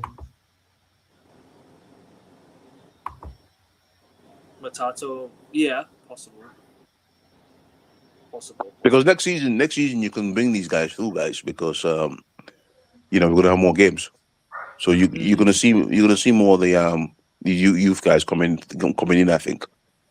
And if I'm thinking that if Shea Lacey has an explosive show, you've got somebody there that you've got coming through. Because United a little bit different than City. We don't necessarily buy a lot of players for one position. We tend to want to bring in the youths. Because No, sorry. Finish your point. Sorry. Yes, I was just saying. United do things different than City. We don't tend. Say if we want right wingers, and we've already got 2 good right wingers, we wouldn't necessarily go and buy another right winger. We'll try and bring in a youth right winger to complement the 2 that we've got. And the same thing with like the midfield, the midfield as well. If we've got 2 or 3 midfielders that are good, the 3rd midfielder will always be academy player. So that's why we need to buy 2 good midfielders as 5, and then the academy player can come in as well. Yeah, that's what we do different than City. City will just like, all right, let me just go buy it. If I need 3 midfield, if I need 3 wingers, I'm just gonna buy them. Yeah, while also remember, I want to tell the chat something. Also remember that United is not City. Yeah, it's more like a Real Madrid. City never rarely uses the academy stars. You rarely see the exactly. The starting they sell them. Yeah, City's academy is the rest of the league. That's the thing. Yeah. What people keep forgetting. United, we are known for having academy stars come from the academy into the starting 11. That's what we're known for. Yep. That's what I'm saying. We don't need Harry Wilson because it is blocking young prospects like what Matato, Shelesi, then we have Exactly. JJ in the next But it 4 years coming up.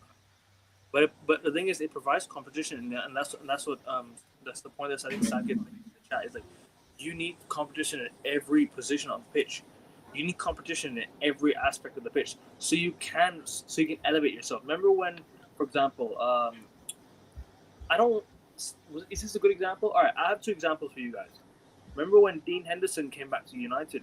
David De Gea was still there. David De Gea, when he came back into the side, played very well. Why? It's because he knew that if he wasn't playing well, he's going to get dropped for Dean Henderson. Shaw, with Alex Telles right behind him, knows that if he wasn't going to play well, Telles was going to come in to replace him.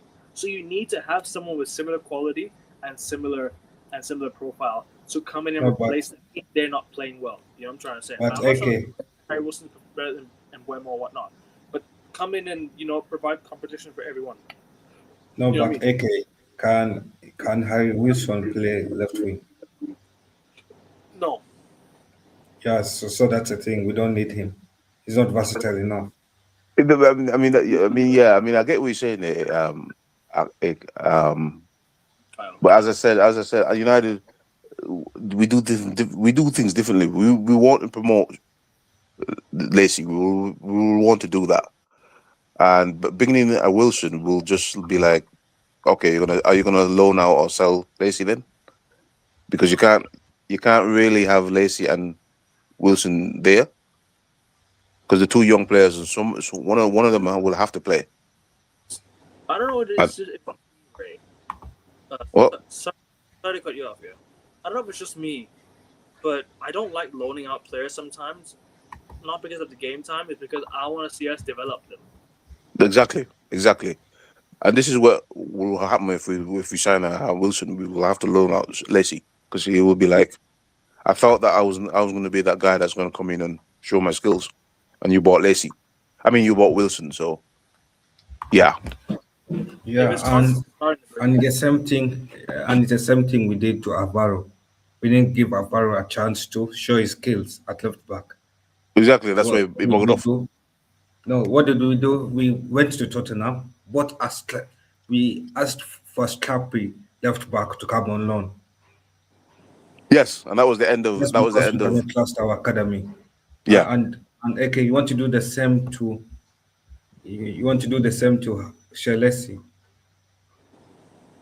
No, I don't, because I think what I've seen from Lacey, I think he's an exciting player, bro. I think if he has some games in him, I think he could do some exciting stuff.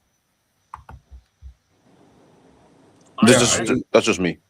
I think we need to give him some game time, but only when it's right. Only when, if, for example, United are winning by, I'd say, 2 goals or something, and it's almost like the last 10 minutes of the game. You need some attack. You want to go in for the 3rd goal to kill the game off. Maybe bring him on, but you know what? If things are working at the moment, you have Ahmad, you have Mbeumo, Cunha attacking and the scoring goals. I don't see the reason to make any changes, because, like I said, don't fix things if it ain't broke. But like I said, also I also want to give Lacey some game time. But you know what? I also feel like it should be give it when necessary, not when there's necessary pressure for the kid to. Oh, he has to turn up. He has to come up with a big moment. For example, Rashford in the Europa League, we were going to beat Midtjylland regardless if Rashford was going to score that game or not, right? So Rashford knew that it wasn't like a high pressure game, so he came in and he performed well. What did he go and do the next game against Arsenal? He scored 2 goals. It's a confidence builder. You need to give him a confidence building goal. Like, you know what I'm trying to say? If he scores, it's a confidence booster. I think, I mean, going back to that, I think that's the only time United has actually been, well, not the only time, but, since Ferguson, I should say, we've actually developed a player. And that was on the LVG, where Rashford came in and he was developed that season. And then that's what we need to do. We as you said, we need to. So if we're beating we're beating Bournemouth or something good, I'll bring on a Lacey for like 15 minutes, 10 minutes or something to keep up the attack. Don't do defensive substitutions. Just be like, keep wearing the team out. Okay. And the last player that we brought, I don't know, the last player that we developed in the academy fully is who? Kobe Menu. Yeah, Yeah. mainly, yeah. And he's playing Yeah, good actually. So uh, and it's what happens when you class the academy. We have seen the academy Trust the right go players. out and smash teams like what 5-0, 6-0, mm, and you can't be telling me none of those kids they don't even have a chance to at least be on the But the thing is, bench you or coming trust the off the right. bench. You mm, trust the right players. You trust the right players. You trust the players that you see has potential. For example, you know where United fans got it right with Kobe Manu, where we got it right with it, is because we watched him in that preseason against Arsenal. Remember that game against Arsenal when we won 2-0, and mm. then that was the game United fans said give Kobe Manu a run out in the first team because he looks good. That was the game. That was Yeah. the United. That was the game where we said, let's give Kobe a chance. Let's give him a run out. What up to And we Manu was England. He shouldn't have got the England call up. And he'll have been fine for the next season because he played too much football. I think he's gonna go to the World Cup. Regardless. I think he's going to the World Cup regardless of his form or not. Because you know why? It's because of the squad. Like you have this 26-man squad. I think going to the World Cup. I think they have a 26-man squad going to the World Cup now. If I'm not mistaken. I think they've expanded it now, right? So do you know what it is? I feel like it's a good sort of it's a good way to, I'd say, get their confidence back up, getting called up for the England squad. I think what he needs to do now is get called up for England in March. That's the aim now. I think By because the you know way, why, getting called up for the England squad in March is a confidence booster for Manu. That I still, like I said, regardless if he gets called up or not, I still think he'll go to the World Cup. I still think he'll go because you know why? I still think he'll get some minutes, like because he's a player that's played for England before in moments that they needed him, right? In the Euros when he's played for them, he's played well. So regardless, like I said, he'll still go, but maybe yeah. not play as big minutes. He'll play like minutes. I mean, Anyway, sorry. no, the question I wanted to ask is, did anyone see Thomas Tuchel at Man United's game yesterday? No, I didn't know. Was he there? Yeah, because apparently he was in London for the Tottenham game. They're probably just scouting for England duties.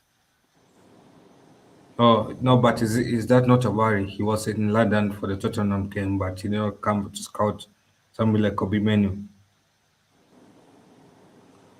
Do you know? Wait, are you saying he was at the Man United office in London? No, he was in the Tottenham game. Oh, and he didn't come to United. Yeah, Man United's game. Yeah. To be fair with you though, like Tottenham Man City was a game that he was gonna go to. Like you go to like the bigger games, right? You're gonna go to the bigger games, if I'm not mistaken. To be honest with you, I don't even want to see Kobe in the England squad. I want him to rest and get focused on United first, and then think about England.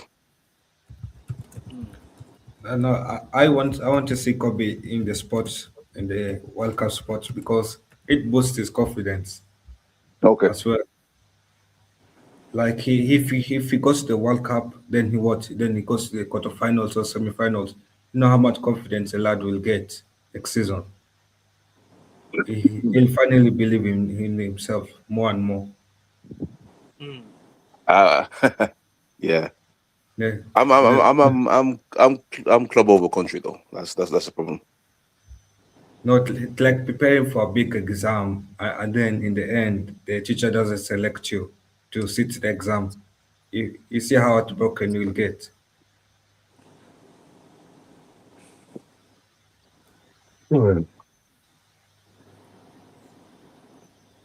Like, are you saying that you don't want the teachers don't want to sit you in big exams or something like that?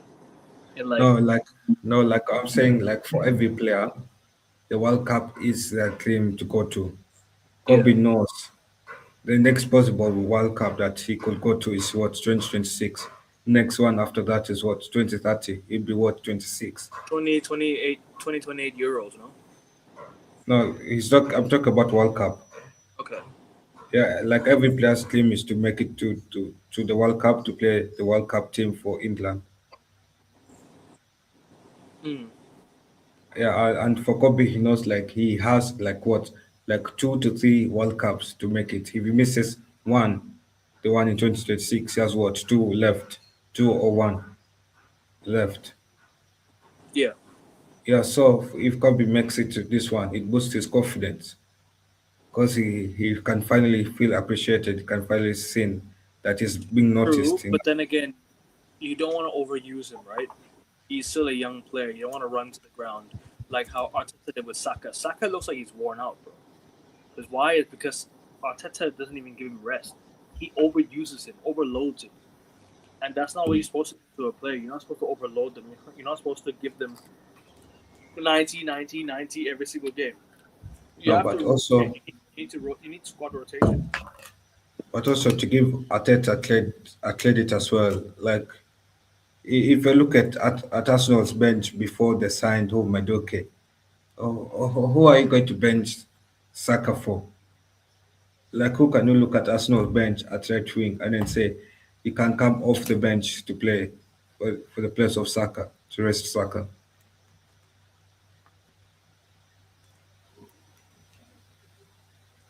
Hey, boys, can you hear me?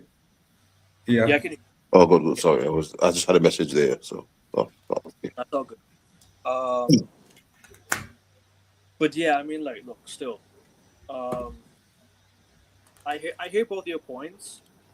I agree, Kobe needs to rest in the summer for the World Cup, but also confidence, right? At the same time, I don't want to see him overused.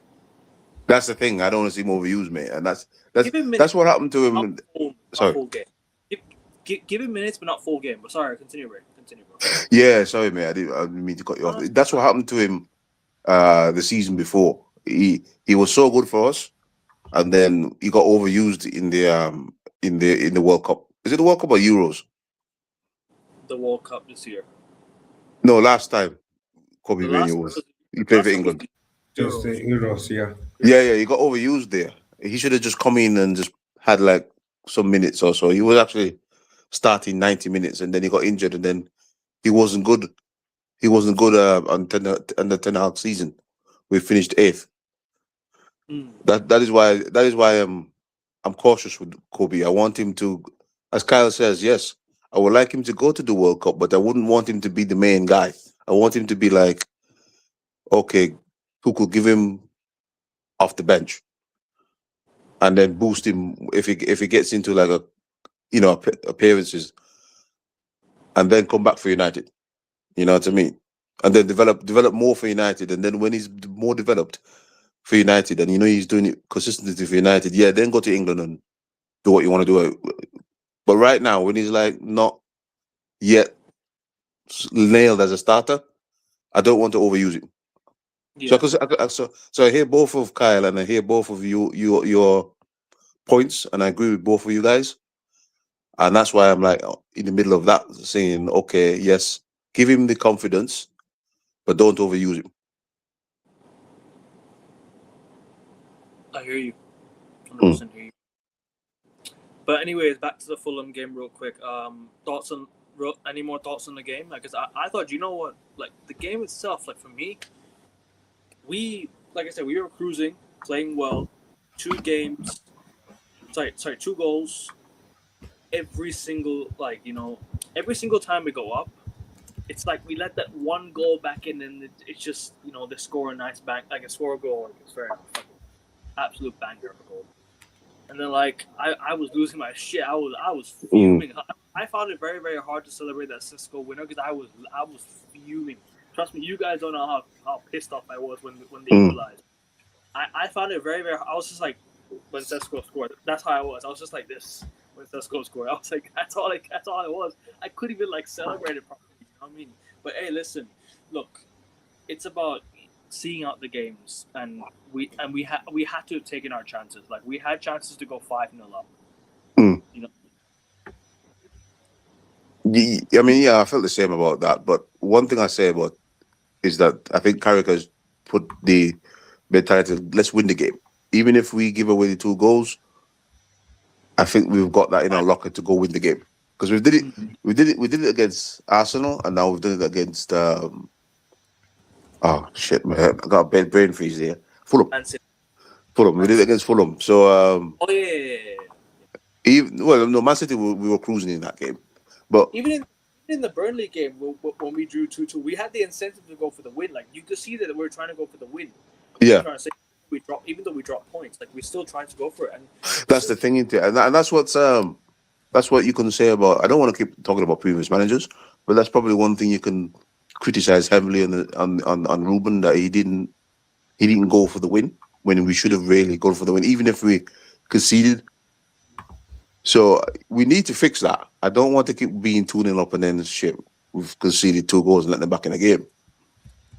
But at least I think we have the qualities to go and win the game. We're not going to go and try and defend it, if you get what I mean.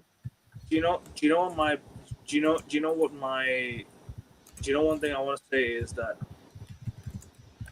lucky that Carrick subbed on Sesko, because if Carrick never brought on Sesko, who were the attacking options that we had to go for the win? Exactly. We took off Cunha, we took off Mbeumo, we took off everyone else. The only players we had left on the pitch was Kobe, was Ahmad, and this Bruno. They were the only attacking players we had left. If you didn't bring on Sesko, bro, we dropped 2 points. Carrick made a genius substitution with that Sesko, man. He made a really class substitution with that Sesko substitution, man. Trust me. Yeah. That could have turned sour if we didn't bring on Sesko, because you know what, we had the chance to go for the win, and we did. That was a world class movement by Bruno Fernandes to allow that ball to go through. Exactly, bro. And that's the kind of substitutions that a Manchester manager you need to make. You need to make yes, you can bring off attacking players, but you need to make at least an attacking player come on, so you can go for the win. Yeah, exactly. And so that's my final thoughts on that one. What if Kyle's got any? Kyle, thoughts on the game real quick, and then we're gonna go player ratings. Yeah. So my final thoughts of the game is, at the end of the day, we got 3 points. We did not bottle the lead, so that's a positive. Second point is we lost some concentration. At some point, we were dominating. Yeah, we lost some concentration. At a point, we were dominating. We were 2-0 up, and I don't know how we let Fulham back into the game. We cannot keep having that script where we let opposition keep coming back into the game. And for the second game in a row, we won through a last-minute winner. So again, you take the win, but you want a better style of winning, a dominant style of winning, where you don't have to depend on last-minute winners to get 3 points. Mm-hmm. Don't have to depend on last-minute winners to win a game where you are leading 2-0 up. Yeah, so good job to Cunha. He has been scoring back-to-back games, and I'm happy for him. It is good for his confidence. Sesko scored a good winner. It's good for his confidence. Bruno continuing being the captain he is, always showing up when team. And we beat Fulham. As I said before in the match preview, I was seeing how Carrick will do against teams like Fulham, and it is starting to make me feel a little bit positive. I don't say fully confident, because we haven't played too many teams like Fulham under Carrick yet. If we can continue with this consistency, we go to Tottenham. Tottenham last season beat us four times in a row. So let's go to Tottenham. We have some debt to pay. Yes. And we also have some debt to pay because we bottled our lead against Tottenham in the first leg of the season. So there's some blood that will be spared, that will be split, but not our blood, Tottenham's blood. Hopefully, mate. Yeah. And we have this thing of we are so close to getting 5 wins in a row, then we bottle it on the fourth game. So I just want consistency. We take it one game at a time. That's it, man. Because we'll get 4 wins. We'll get 4 wins in a row if we beat Spurs. We have to beat Spurs. We have to beat them. And at home as well. We have to beat them. You have to. It's a must win. We can't let what City did last night. Us do that. Because we have to make a mistake. We only play 1 game a week. We can afford to continue playing these games. We can afford to have these players play for 90 minutes. You know what I'm trying to say? We can afford to have these guys play for 90 minutes. If we have to go for a third goal to wrap the game up, go for the third goal to kill the game. Exactly. Don't make it too early, man. And this is what I'm saying. We make these subs too early, and it goes sour in the last 10 minutes. We've seen what we did, what Casemiro's done, and you know how good he's been for us this season. Regardless if he's on a yellow card or not, you don't take Casemiro off. And you know how Fulham can strike the ball. You know how Fulham can break through you just like that. You saw how Jimenez broke through against Maguire. Regardless if I think it was a penalty or not, I don't think it should have been a penalty, personally. But you know what? It was given, and then they scored. Mistakes like that is why United will not clutch. United, if we don't find a way, will drop more points. Luckily, we found a way. But regardless, this is my biggest point. My biggest. We have to keep on casting. We can't let him go off, regardless of a yellow card or not. Okay, maybe if he commits another foul and is looking like, all right, he's gonna get himself sent off, maybe do that. But it never looked like Casemiro was gonna get sent off last night. He looked like he was composed. He looked like he just played, into the hands of himself. Like he let Fulham play into the hands of Casemiro, and Casemiro just cooked. He just played his game. He did his thing. You know what I mean? Yeah. You see, Casemiro doesn't need to really be subbed off because he can do one game a week. As my man Monkey says there, if he's injured or he's gonna be booked, sub him. But if he's not, give him 90 minutes. It's because he can rest. He can rest during the week. Exactly, and Solanke's on good form for Spurs, 100%. He's injured, I think. No, Solanke. No, Solanke is not injured. No, I thought he came off. Injured. No, he came off to be rested. Like how. Oh. Like how Bruno when Bruno is limpy, we normally sub off Bruno. Yeah. And we normally think that Bruno's injured, but he's not. Okay, yeah. Solanke, yeah, I'm worried about him because he's pretty good. That's the thing. And I think for Bournemouth, he also played well against us, so we have to be very careful of him next week. And Wilson. No, sorry, that's Fulham. And Conor McGallagher. Conor, yeah. Conor Gallagher, no, yeah. but Gallagher, I thought Conor played poor against City.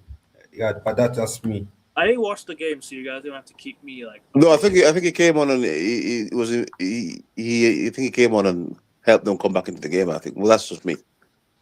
But City, remember, City in the second half were tired already. They were tired. Yeah, they were bad in the second half. Bad. So basically, I don't City scooped to the level of Conor, so that's why they made Conor look bad. But again, make Conor look good. That's how bad City was in the second half. They were bad in the second. They should have lost that game, to be fair. That's what we did to City, though. They made us look like prime Barcelona against them. You know what I mean? They should have lost that game, to be honest. I saw the game, and then they should have lost the game in the second half because they were bad. City caught like. But you know what saves City time and time over again is their goalkeeper. Yes, they had somebody like Jack Stratford as a goalkeeper. They all have been battered by. Yes, bro. I mean, that's the best buy. I think that's the best buy Pep's done for them. He's done a rumor because, boy, he made some saves yesterday. Yeah. And I'm thinking, yeah. And sorry, cutting you off there. No, please go. I was saying, that when we played them at the Etihad, if they didn't have Donnarumma, we wouldn't have lost that game neither, because the saves he made from... Huh? 3-3. It should have been 3-3. It would have been 3-3. Yeah, we wouldn't have lost that game because he made some saves from Brumo, and I think he made some saves for somebody else. So Donnarumma has been keeping City second. Yeah. Exactly. Yep. And again, it is the Ineos' fault for letting Donnarumma go to City. Yeah. He was available in the summer for 30 million. 30 million.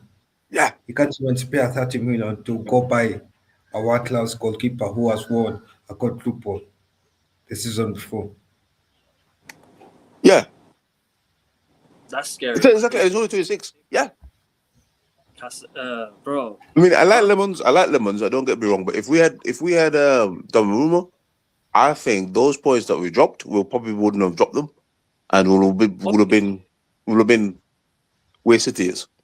Actually, do you know why? It won't really change much. To tell you why, it's because it's down to the defense as well that makes those mistakes. You know what I mean? Like we can't just because most of the goals we conceded have not been. It's not been Lamens' fault.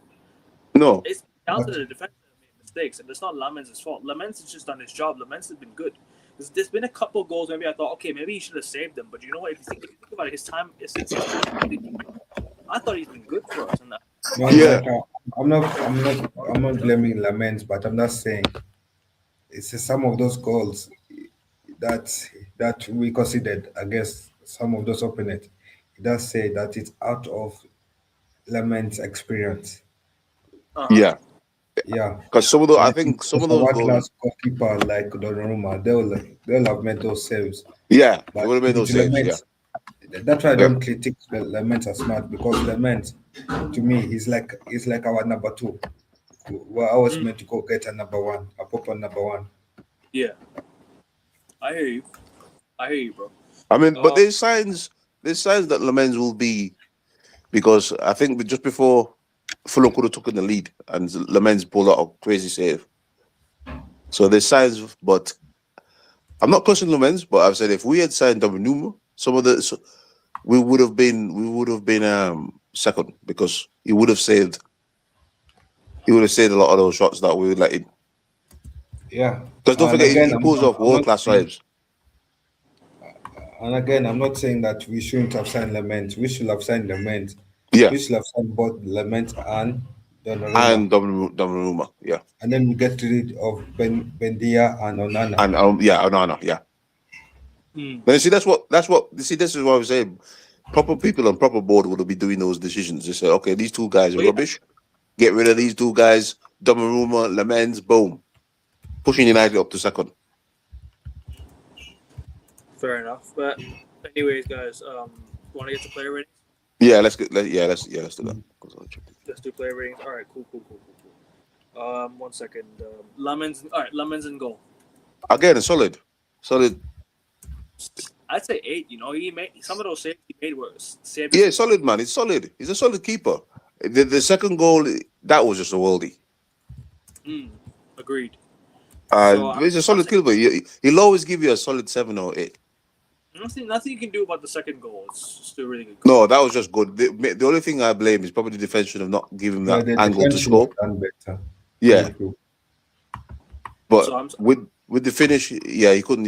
He wasn't no error. He was full stretched, and he still beat him. So once the goalkeeper's full stretched and he beats you, you still think that's a good strike. Yeah. But it just tells you that they're the only serious club in the Premier League, Man City. Yeah. That's why they're carrying the window in the Premier League. It's what it is. What are you saying? Yeah, I'm saying it is an 8 as well. I agree with Ray. Some of the goals that he conceded, except from the penalty one, I would say that it is defensive error that led to them. So I think this game, I'll not blame it on Lamens as such. I think he deserves his flowers. He kept us in the game for long. Because let's be honest, Fulham will have beaten us towards the end if it wasn't for Lamens. Yes. Yeah. Yes. So he deserves his 8. Yeah. Diogo Dalot. 6. 5. Okay. Sorry, this guy is just not going to be a fan of mine. He's going to be there. He's going to be in the starting lineup all the time, and he's just going to give you. I'll say this, Ray. An average. I don't think he was at fault for the goals we conceded, but still, like, come on, you should be doing better still. Exactly, mate. Exactly. So he's what? He's 24. You know, he's getting into his prime years, so he's just not improving. As Kyle said, he's not a footballer that is below average footballer. Yeah. You know, so he always gets a 5 for me. Okay. Because when you look at the lot, what if a right back is meant to man mark, a right back is meant to do this and this, and the lot cannot man mark, the lot cannot close the ball. No. So what is his purpose? I agree with you, man. He can't mark. Nah, he can't. He can't mark, bro. You saw some of the times when Fulham were in last night. The amount of passes they made to the right side where Dallo wasn't there trying to defend. You know what I mean? He's, like I said, he wasn't at fault for the goals, but still, he should be doing a lot better. So, yes, what do you all think? I'm still saying 6. Sorry. You said yeah. As I said, bro, he's just below average, man. I don't know what they see in this guy. He's just bad. So yeah, mine is a 5. You give a 6. I give a 5. Kyle? And I don't know how Mazraoui is not starting over him. Mazraoui was kind of at fault for the second goal because he didn't defend Kevin properly. No, but also if you look at it, AK, how many times has Dalot been at fault? How many times has Dalot left his man to outrun him? And Mazraoui has this season. Like Dalot is our liability. Like somebody said like Monkey said in the chat, Dalot is our liability on the right side of the pitch. Yes. It's the reason why the opponent is always excited attacking there to play on the left side, because they can, when they see Dalot on the lineup, they know the left side is a weakness. Dalot cannot defend. Yeah. So what's your rating for Dalot? It is a 5. Okay. Harry Maguire, I'm saying 4. This is the reason why Maguire has to go, because in the back 3 he doesn't have to do the pace thing, but in the back 4 he gets exposed. You saw how he played against Man City, to be fair with you, though. Huh? You saw how well he played against Man City, to be fair with you, though, in the back 2, but still, it's not enough. It's not enough, no. And that penalty, I still think it's a EA Sports football game penalty, but it was pretty bad. It was pretty bad, and it wasn't a penalty. He gets a 5 as well. He was a bit average. I'm saying 4. You're saying 4? Okay. I thought he was our worst player last night, man. I'll be real. Yeah. I thought he was our worst player last night. What are you saying, Kyle? I'll say it a 5. Okay. I think Maguire reminded me of the Maguire of 2019. Yep. Same. The amount of that performance, he reminded me of 2019 Maguire, and I was like, Maguire, what are you doing? Why are you bringing back your 2019 version of you? Yeah. Yeah. Like I thought you have moved on to bigger things. You're bringing back your past version to play against Fulham.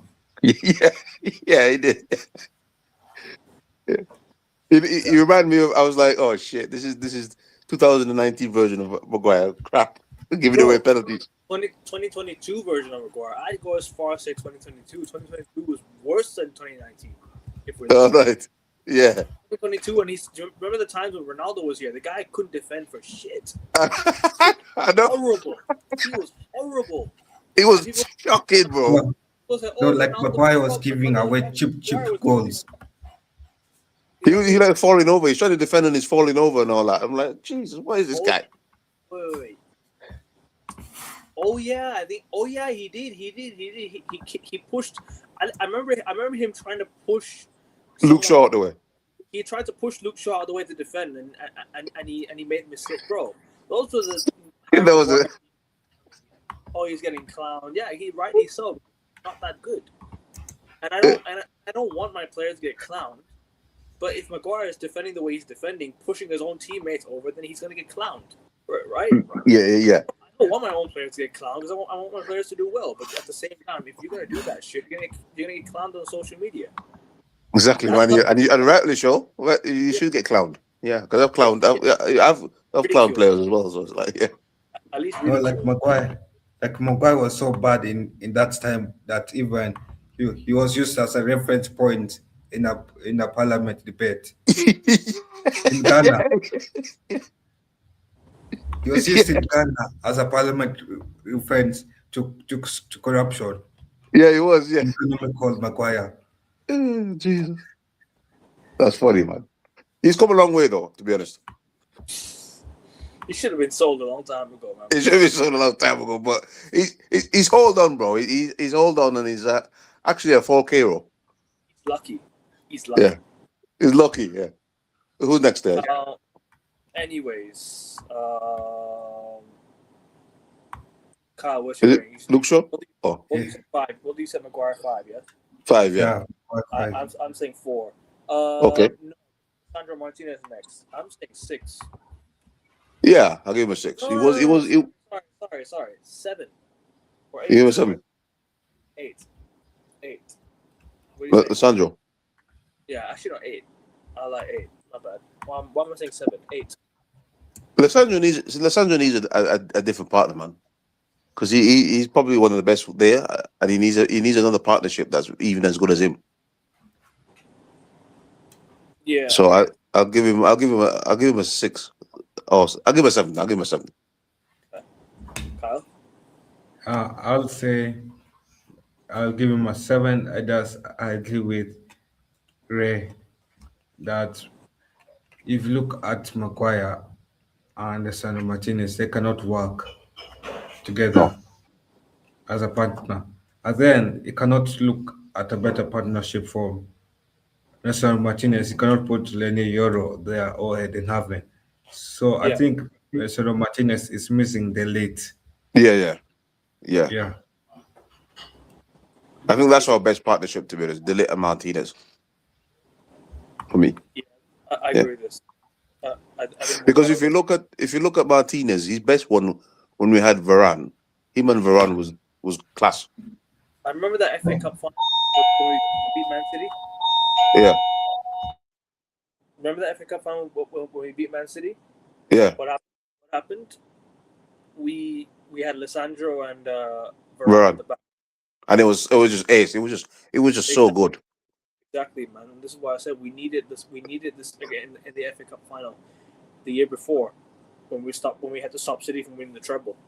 We missed that, and then look. Yeah, I think Lissandro was injured, wasn't he? He was injured. Yeah.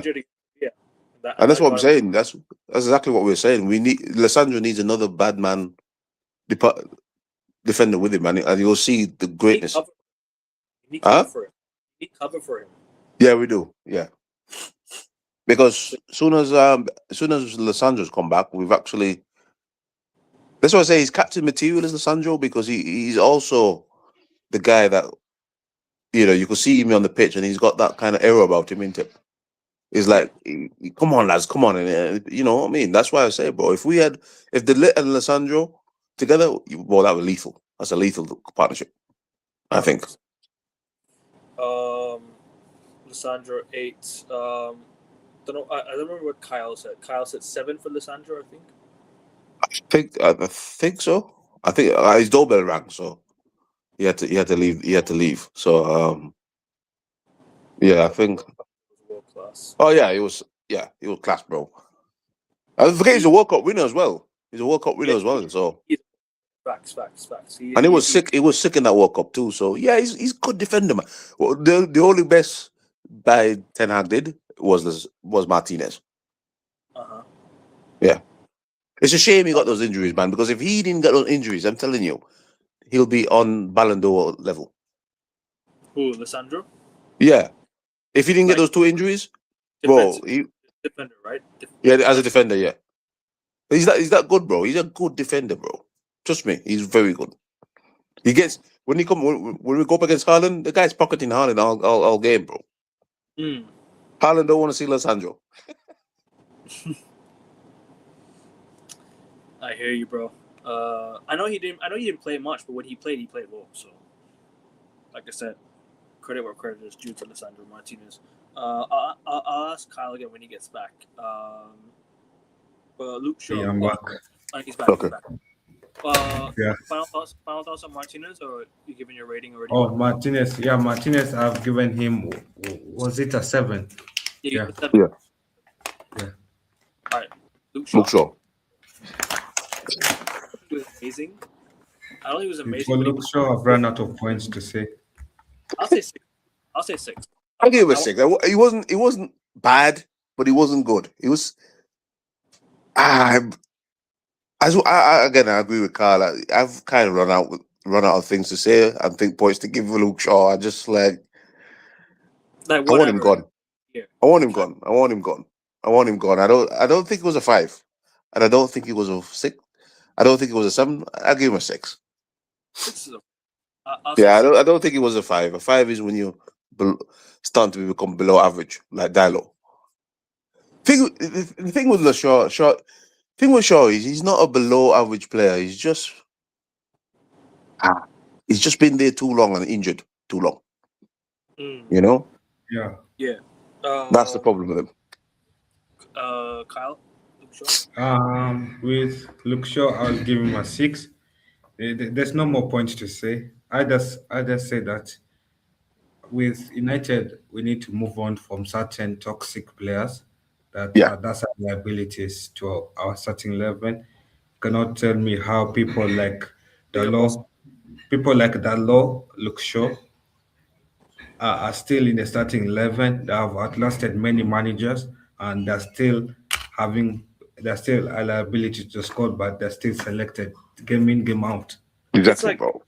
It's like every chance we have to improve the squad and make it even better, we don't. We always keep. We don't, bro. This exactly, man. This is exactly, guys. And this is why I say, how are these guys are starting 11 players? Luke Shaw and that. How are they? Every time we have a chance to say, okay, this might be the end of Luke Shaw and Dalot, they're back again. They're starting games week in and week out, and it's like, I don't hate them players, right? But they're not starting 11 players anymore. No. 7 years ago, Luke Shaw was a starting player for us, and he was really good. But now he's an average man, and he's a squad guy. He's a squad guy, being a starting man, and it's like, when are we going to move on from these guys? You know what I mean? Yeah. I mean, have we changed? We've changed like what 3 managers. Have we changed Luke Shaw and Dilo off the starting lineup? No, we haven't. We haven't, man. Anyways, you want to go to the next player? Yeah. Where's Kyle? Yeah. Okay, go on, man. John Lewis. Casemiro. Oh no, I'll give him a 9. 9. 100% give him a 9 because star man. Yeah, Casemiro 9 for me. Yeah, give him a 9. Nothing much to add. I mean, he's just class. Yeah. And people say he's washed or he's finished. So, bro, let me tell you something. Yeah, people only look at Casemiro's mistakes and call him washed, and his age and call him washed. Really and truly, they don't watch the games. They just give it opinions based off agendas. Casemiro's been good for us, and he's been a proper signing. I'd say he was Ten Hag's best signing. Let's just be honest. He's Ten Hag's best signing, and it was a guy who's never played for him. Yeah. The guy's never played for him. That's why I said we should have signed players that never played for him. You know what I mean? But anyway, big up to Casemiro, man. Still cooking, man. And that's why I don't want him to leave, bro. We don't have experience. It's gonna man. It's future, man. But they don't want to pay him the money, you see. That's the sad part. These owners want a penny pinch and not save money. Yeah. Bruno Fernandes is also on the amount of wages. Then they'll then they'll bin him off because he's on expensive wages. Like that's it, bro. But you see, the thing is, Bruno's still doing it though, and you can't really bid him off because who else do you got? Yeah, we've got nobody else in our team like Bruno. Nobody else. Trying to ship out all the 300k plus players out of the football club. That's what they're trying to do. Yeah. So I think Bruno's leaving soon. Rashford's going to be gone next year. Yeah. You know? And that's just stupid. I love very much so. Yeah. I agree. Yeah, 100%. Yeah, I love that, man. Trust me. And that's the thing. We look. They had the incentive to go for winning goal. We had the incentive to go for winning goal. We had the incentive to go for the winning goal. That's what I'm saying. Sorry. We had the incentive to go for the winning goal. If we didn't have that, I think Amrin brings on defenders and we draw 2-2 against Fulham. Yeah. You can 100% say that. Akavan. Yeah, that's the main criticism you could have had at Amrin. I think that's the only main criticism I've got of him. That would have been a 2-2 draw because he would have been more. They've done for the win. 100%. Kobe Menu. 8. Yeah. He was good. I'd say 7. 7. Okay, I'll give him 8. He was good. Kyle, by the way, what was your rating for Luke Shaw again? Well, it was 6. For Casemiro, I'll give him a 9. And who else are we on? Kobe Menu. Menu.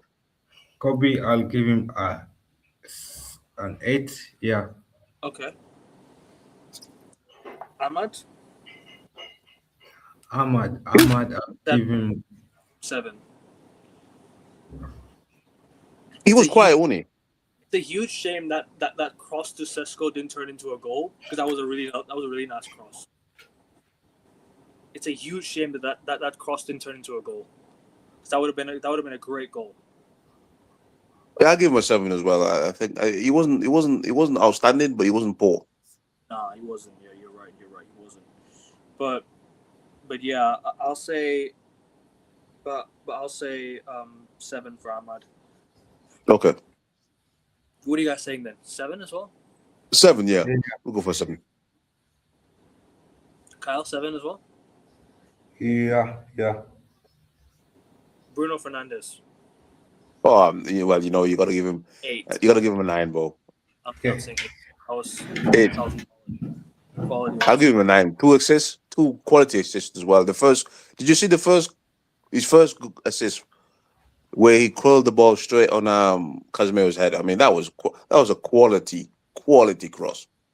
From the free kick, that ball was just so sweet. And then his second assist, quality stuff, mate. Perfect. You know what I mean? Yeah. Just perfection. Exactly, man. That's why I'm giving him a 9. There's 2 9s. There's Casemiro and there's Bale. Casemiro got us the second goal, right? He assisted for the second goal, yeah? It was Casemiro. Yeah, he consisted. Yeah. That's why he gets a 9, and Bruno had 2 assists. These 2 guys get 2 9s. They were the two best players on the pitch, of course, yesterday. So yeah, I'm gonna say 8 because I'll tell you my man of the match. I'll give you my man of the match after this, yeah? Okay. Kyle, what's your rating for Bruno again? What was your rating? You said What's my rating for? Bruno Fernandes. Bruno. Yeah, I said an 8. Okay. Mateus Cunha. Yeah. He gets an 8 too. He gets an 8 as well. Yeah. I agree with Ray. 8. Mine, 10 out of 10. You give him a 10 out of 10? My man of the match. Or you give him man of the match? Okay. Man of the match, bro. He should have stayed on the pitch for the entire game. I don't know why he didn't stay on the pitch for 90 minutes, but that was a man of the match performance from Mateus Cunha right there. That was quality. Man, he's showing his qualities. He's a good signing, a very good signing. Yeah. He's starting to score, he's starting to go. But I still give him an 8. But he really is. He's becoming a good. His last 4 or 5 games, Cunha has stepped up because I think all of us on this panel was a bit about Cunha. We don't know, he's not. But these past 2 or 3 games, his quality is showing. But this is what I'm saying, bro. need to really go and get this. We need to continue this good run of form, and this is why I'm saying Mateus Cunha, since he signed, these 3 games have been his best performances for United so far. Yes. Seriously, this is all I've asked for from Mateus Cunha. When I said he should have been dropped was with the times where he just never wanted to pass the ball, kept wanting to go himself, kept wanting to play for himself. This is more of like a team guy. This is the team Cunha I'm trying to say. This is the one I enjoy. This is what I enjoy, and this is the performance. I said, you know what? That's my man of the match right there. Proper man of the match performance right there. Mateus Cunha. Proper. That's proper, right? That's what I asked for. That's all I've ever asked for. And when people say I criticize Cunha, I only criticize him when he didn't play well. Now he's been playing well. You have my praise. Top quality performance from Mateus Cunha. My already spoiler it. My man of the match. My man of the match. Let me get to the comments real quick before we go to the next one. Yeah. So I can see these goals, penalty, top bins, and a worldie solidly mid Fulham table. But you know what it is, bro? Like I said, the goals we conceded still, we shouldn't have let them happen still. And I agree with you, we should have won this game at 5. A lot of chances to go 4 or 5 0. Bruno Tonya. Oh. Is everything okay, bro? Yeah, everything's okay. Yeah, I said 8 for Cunha. Bruno Tonya out of 10. Brentford, like days like these, they know it came at the cost of no Europe. Last time man. I'm sorry. Well, this is what we've got to do. We've got to win the next game. Yeah, and also for the next game, Bruno, please don't get a red card. We can't let him get. We can't let him. We can't let this happen, man. Last time I won 3 games. We cannot do this, man. We have to. We should have won the last game too. Last time we draw that game. Exactly. I can't lie. I need Sesko to have that moment in order for my striker found the back of the net so instinctively. No, bro. Sesko should have finished the earlier chance. Sesko should have finished this earlier chance. He should have had 2 goals last night. Should have finished the earlier one. Make it 4 or 5-0. Yeah, but he scored. At least he scored the goal. The goal he did score was a wonder goal. But so, Sesko, 10 out of 10, man of the match. Okay, man. Yeah. What are you both saying? 8 for Cunha or 9? Yeah, I'll give him an 8. I'll give him an 8.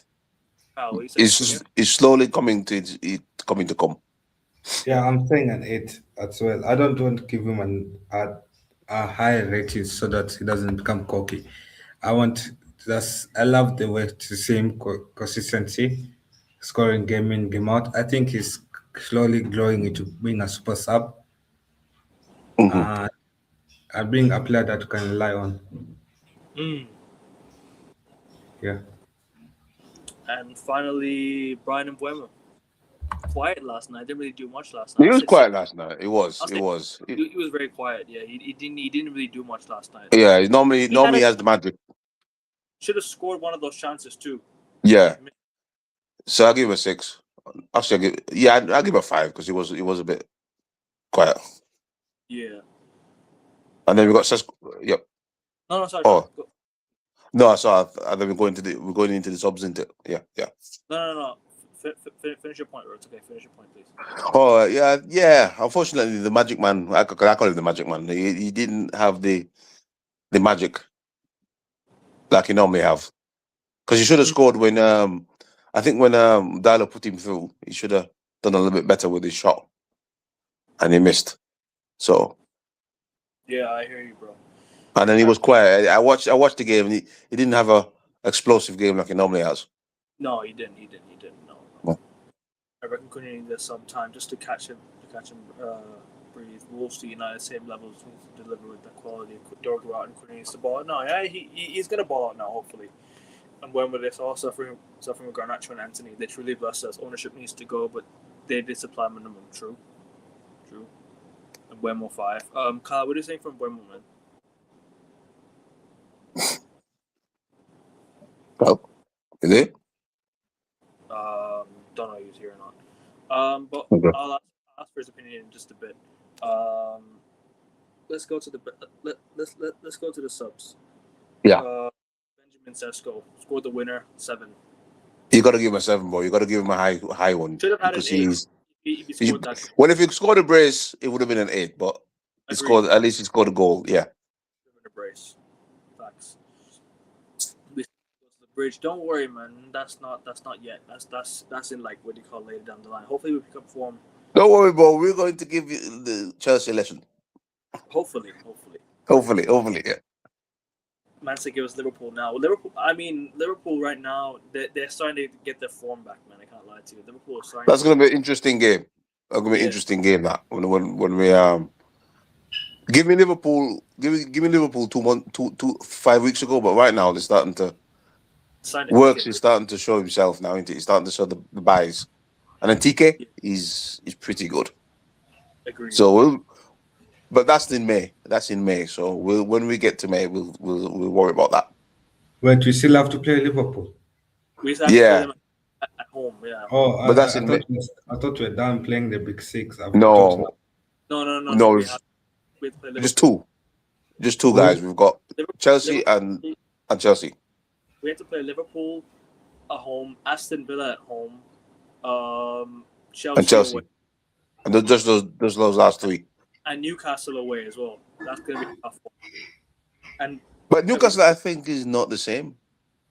Nah, Newcastle still though. I mean, we've struggled away at St James's Park in recent times, man. So I'm not going to get carried away because we struggled away at St James's Park in recent times, man. So yeah, we have to go there and try and get something. Try and get a win if we can. Kyle, what's your rating from Buemo, man? Buemo, I'll give him a 9. Thought he played well, pretty well. Okay. Really? I thought he was quiet. He missed a few chances, but I thought he was quiet. Yeah, I'll say 6. Yeah, I'll give him a 9 anyway. Okay. Fair enough. Yeah, man, these are going to catch some hidings. You know what I mean? Winning up Lugan, winning that tactical. I'd say both. I'd say both. Both. So lots of Champions League football to play. The weeks of rest will be our secret weapon. Yeah, bro, that's exactly what I mean. Like this is why I say we get it, because you know why? Liverpool, Chelsea will have Man City have Champions League, right? They're going to play games next month. We have one game a week. So we have 1 game a week.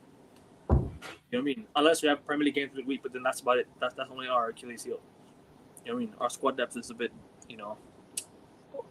iffy, but yeah. In the last 3 games, how many goals have we scored? We have scored how many goals? Bantera is dead. Nah, not yet. Bantera is not yet dead, but still. Carey got it wrong. Sorry, Maguire not having. Also playing Dallo and Mazraoui, and not Mazraoui. Also made the wrong stuff, bringing out Cunha and Sesko and Buemo. Also should have kept Casemiro and Meno. Yeah, but then again, I hear you, but still, like, at the end of the day, we only look back at it if we had lost the game or drew. Now we won the game, so at the end of the day, it's all good. But Sesko, I'm saying 7, man. I could have said 8 if he scored the winning goal. Sorry, if he scored another. I would have said 8 if he scored another goal because he missed that really good chance as well. Don't forget, should have had 2 goals. I'm saying 8. What are you guys saying? 7 as well? Well, yeah, 7. 7, yeah. Okay. Who else? 9 Ugarte. 3. Absolutely dreadful. Apart from that one chase he made where he actually forced Fulham back into their own half, that's the only good play he made all game. But other than that, he was shit. 3. Yeah. Send him fucking back to PSG, man, if we can. I'll see. No, actually, I think at 2. Okay, that's fair. He was so poor. He was so poor. Yeah. 2's fair. 2's fair. All right. Like I don't know what Ugarte did. What his usefulness as a sub was. Because he downgraded the standard of the midfield by far. You can see the difference between subbing off Casemiro for Ugarte. The pressing, the aggressiveness, and I think Ugarte shouldn't be anywhere near the starting 11 or the starting lineup, or even on the bench. No, it disappointed me, really, to be honest. Yeah. I think he's only shown 1 good game this season, and then he's just not showing he doesn't Manchester United quality. You know what I mean? Yes, I get what you mean. And is that it for the subs? No, we still have what do you call? We still have a couple more sorry, a couple more players left. Hold on. 1 second, yeah.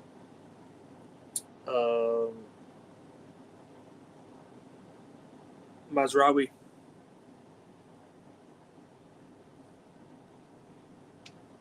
What do you guys think? Mazraoui?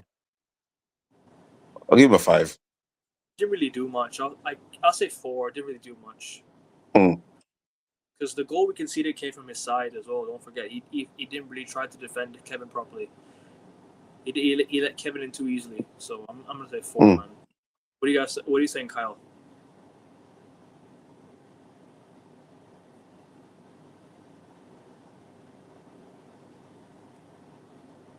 After player ratings, we're gonna wrap it up after player ratings. Yeah. So each player we on? Mazraoui, just give the rating. Yeah, 5. Yeah. Yeah, I give it a 5 as well, man. I don't think it was that great. Who else? Is it anyone else? Yeah, Lenny Oro. Didn't really do much. NA. Not rated. Yeah, no rated. Yeah. No rated, no. Yeah. I think Liverpool will get a draw against City. Maybe a win, but I we'll hope so. see. Draws. I think draw is possible. Yeah, no, I agree. I don't mind if City win because then that means they're going to be finishing below us. Because you know why? I want us to get closer to Man City too. Don't forget. So we have to beat Spurs. If we beat Spurs, then we have to hope that game comes a draw. You know what I mean? Right. But anyways, Lenny Euro, no rating, yeah, no rating, man, because he no can't do anything when he came in now. But Mazraoui, what are you saying? What are you saying for Mazraoui, Kyle? What's your rating for him? I said 4. Ray, what did you say? 5, yeah. 5, yeah. And Kyle, what did No, you say? but because he gave a good pre-assist, I think you cannot give him a 5. You can just give him a 6. I'll say 4. Okay. Yeah. But if he didn't give the pre-assist, I would have given him a 5. No, because you know the goal came from his side. The goal we conceded came from his side. He didn't defend Kevin well. You know what I mean? No, but for the Sesko goal, he gave the ball to Bruno for Bruno to assist Sesko. Okay, 5 then, Yeah. I guess. 5. Yeah. I'll say 5 then. All right, 5. So like he compensated for his weakness. But anyways, that's any more opinions or thoughts you want to add before we go? No, I've got to go because I'm okay. Sign anyone tonight? Do we sign anyone tonight? No. Anyway, I think Liverpool has signed a player, and we've not signed anyone. Yeah. Also, Tottenham have signed players. Our rivals have signed players well, but our amazing owners have decided that they don't know the January window is open. Let's give a round of applause to the Manchester United fans for hosting the most amazing protest in the world. Yeah, that will definitely send the Glazers packing, won't it? Pricks. Yeah. We're gonna wrap it up here, people. We are approaching 2.5 hours, but you know what? It's been a good show, good discussion. I really enjoyed that. Make sure you guys hit the like button. Make sure you guys subscribe to the channel. Any big news, anything happens across the week, the pod will be back. But also on Friday, we're going to preview the Spurs game. So make sure you guys tune into that. Kyle's channel will be in the description. So will Rasta's channel, who was here earlier, and Ray's Instagram will be there too. I'll be back live tonight for the Premier League show, so make sure you guys tune in tonight, and NBA show. So I'll see you guys there for that show. Yeah. Also, any other shows? Australian Open show. I'll try and get it done soon. Gonna recap. Big up my man Akaviz. I know Djokovic, man. I know, but he's not doing it now, boy. The new man on the scene. Yeah. It's fine. But anyway, I do have to go. Me too. But I'll see you guys with the lads. You have to go. I'll see you guys soon tonight for a couple more shows. Make sure you guys do. Yeah, I think me too. I have to go prepare. I'm 4 subscribers away from 550. Just 4 subs here, guys. Just 4 subs, and make sure you guys hit the like button as well. Let's get 15 likes on the video, and yeah, Appreciate you guys being here as always. Come on, United. Like, share, subscribe. Any of you guys want to plug anything before we go? Cloud, do you want to plug anything? Do you have anything on your channel before we go? I think only have a stream. Yeah, I have a stream on Thursday. Yeah, that's the only stream I have so far. But yeah, I'm just 71 subs away from 1K.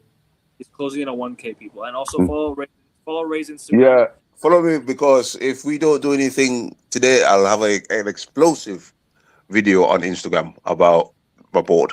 Very explosive. So No, but Ray, you know that we're not going to do anything. I know that's why I'm going to have an explosive video tomorrow. For on my Instagram. So follow it and you will see my thoughts on our board, and it will be very, very explosive. No, you mean our amazing board. Our amazing board. Amazing board, yeah. Amazing fan base that we have for allowing this board to stay. Yep. But yeah, so guys, tune in, boys. Tune in the chat. Tune in for that video. Will be dropping tomorrow. I won't drop it today. I was thinking about dropping it today, but I'll give them today to see what they'll do. But it'll be dropping tomorrow if they haven't done nothing. It'll be there in the description of the video. Make sure you guys go check it out. It'll be there in the description. And for the 1958, continue planning more protests. You know, the next game against Tottenham, you should plan a protest. Yes. Yeah, for the sake of it, if you are serious fan base, plan a protest against Tottenham. if you call yourself a fan base that is a voice of the people, a fan base that represents what United fans are, plan a protest against Tottenham. Plan a protest for every game. Apart from that, just stay quiet, because I don't think your protests are helping us at all. No. Okay, anyway, guys. See you guys later tonight for the Prem show and the NBA show. Like, share, subscribe. Fuck Ineos. Fuck the Glazers. Fuck them. Yeah. Out. Cheers. Peace, boys. And also, I'm tired of this native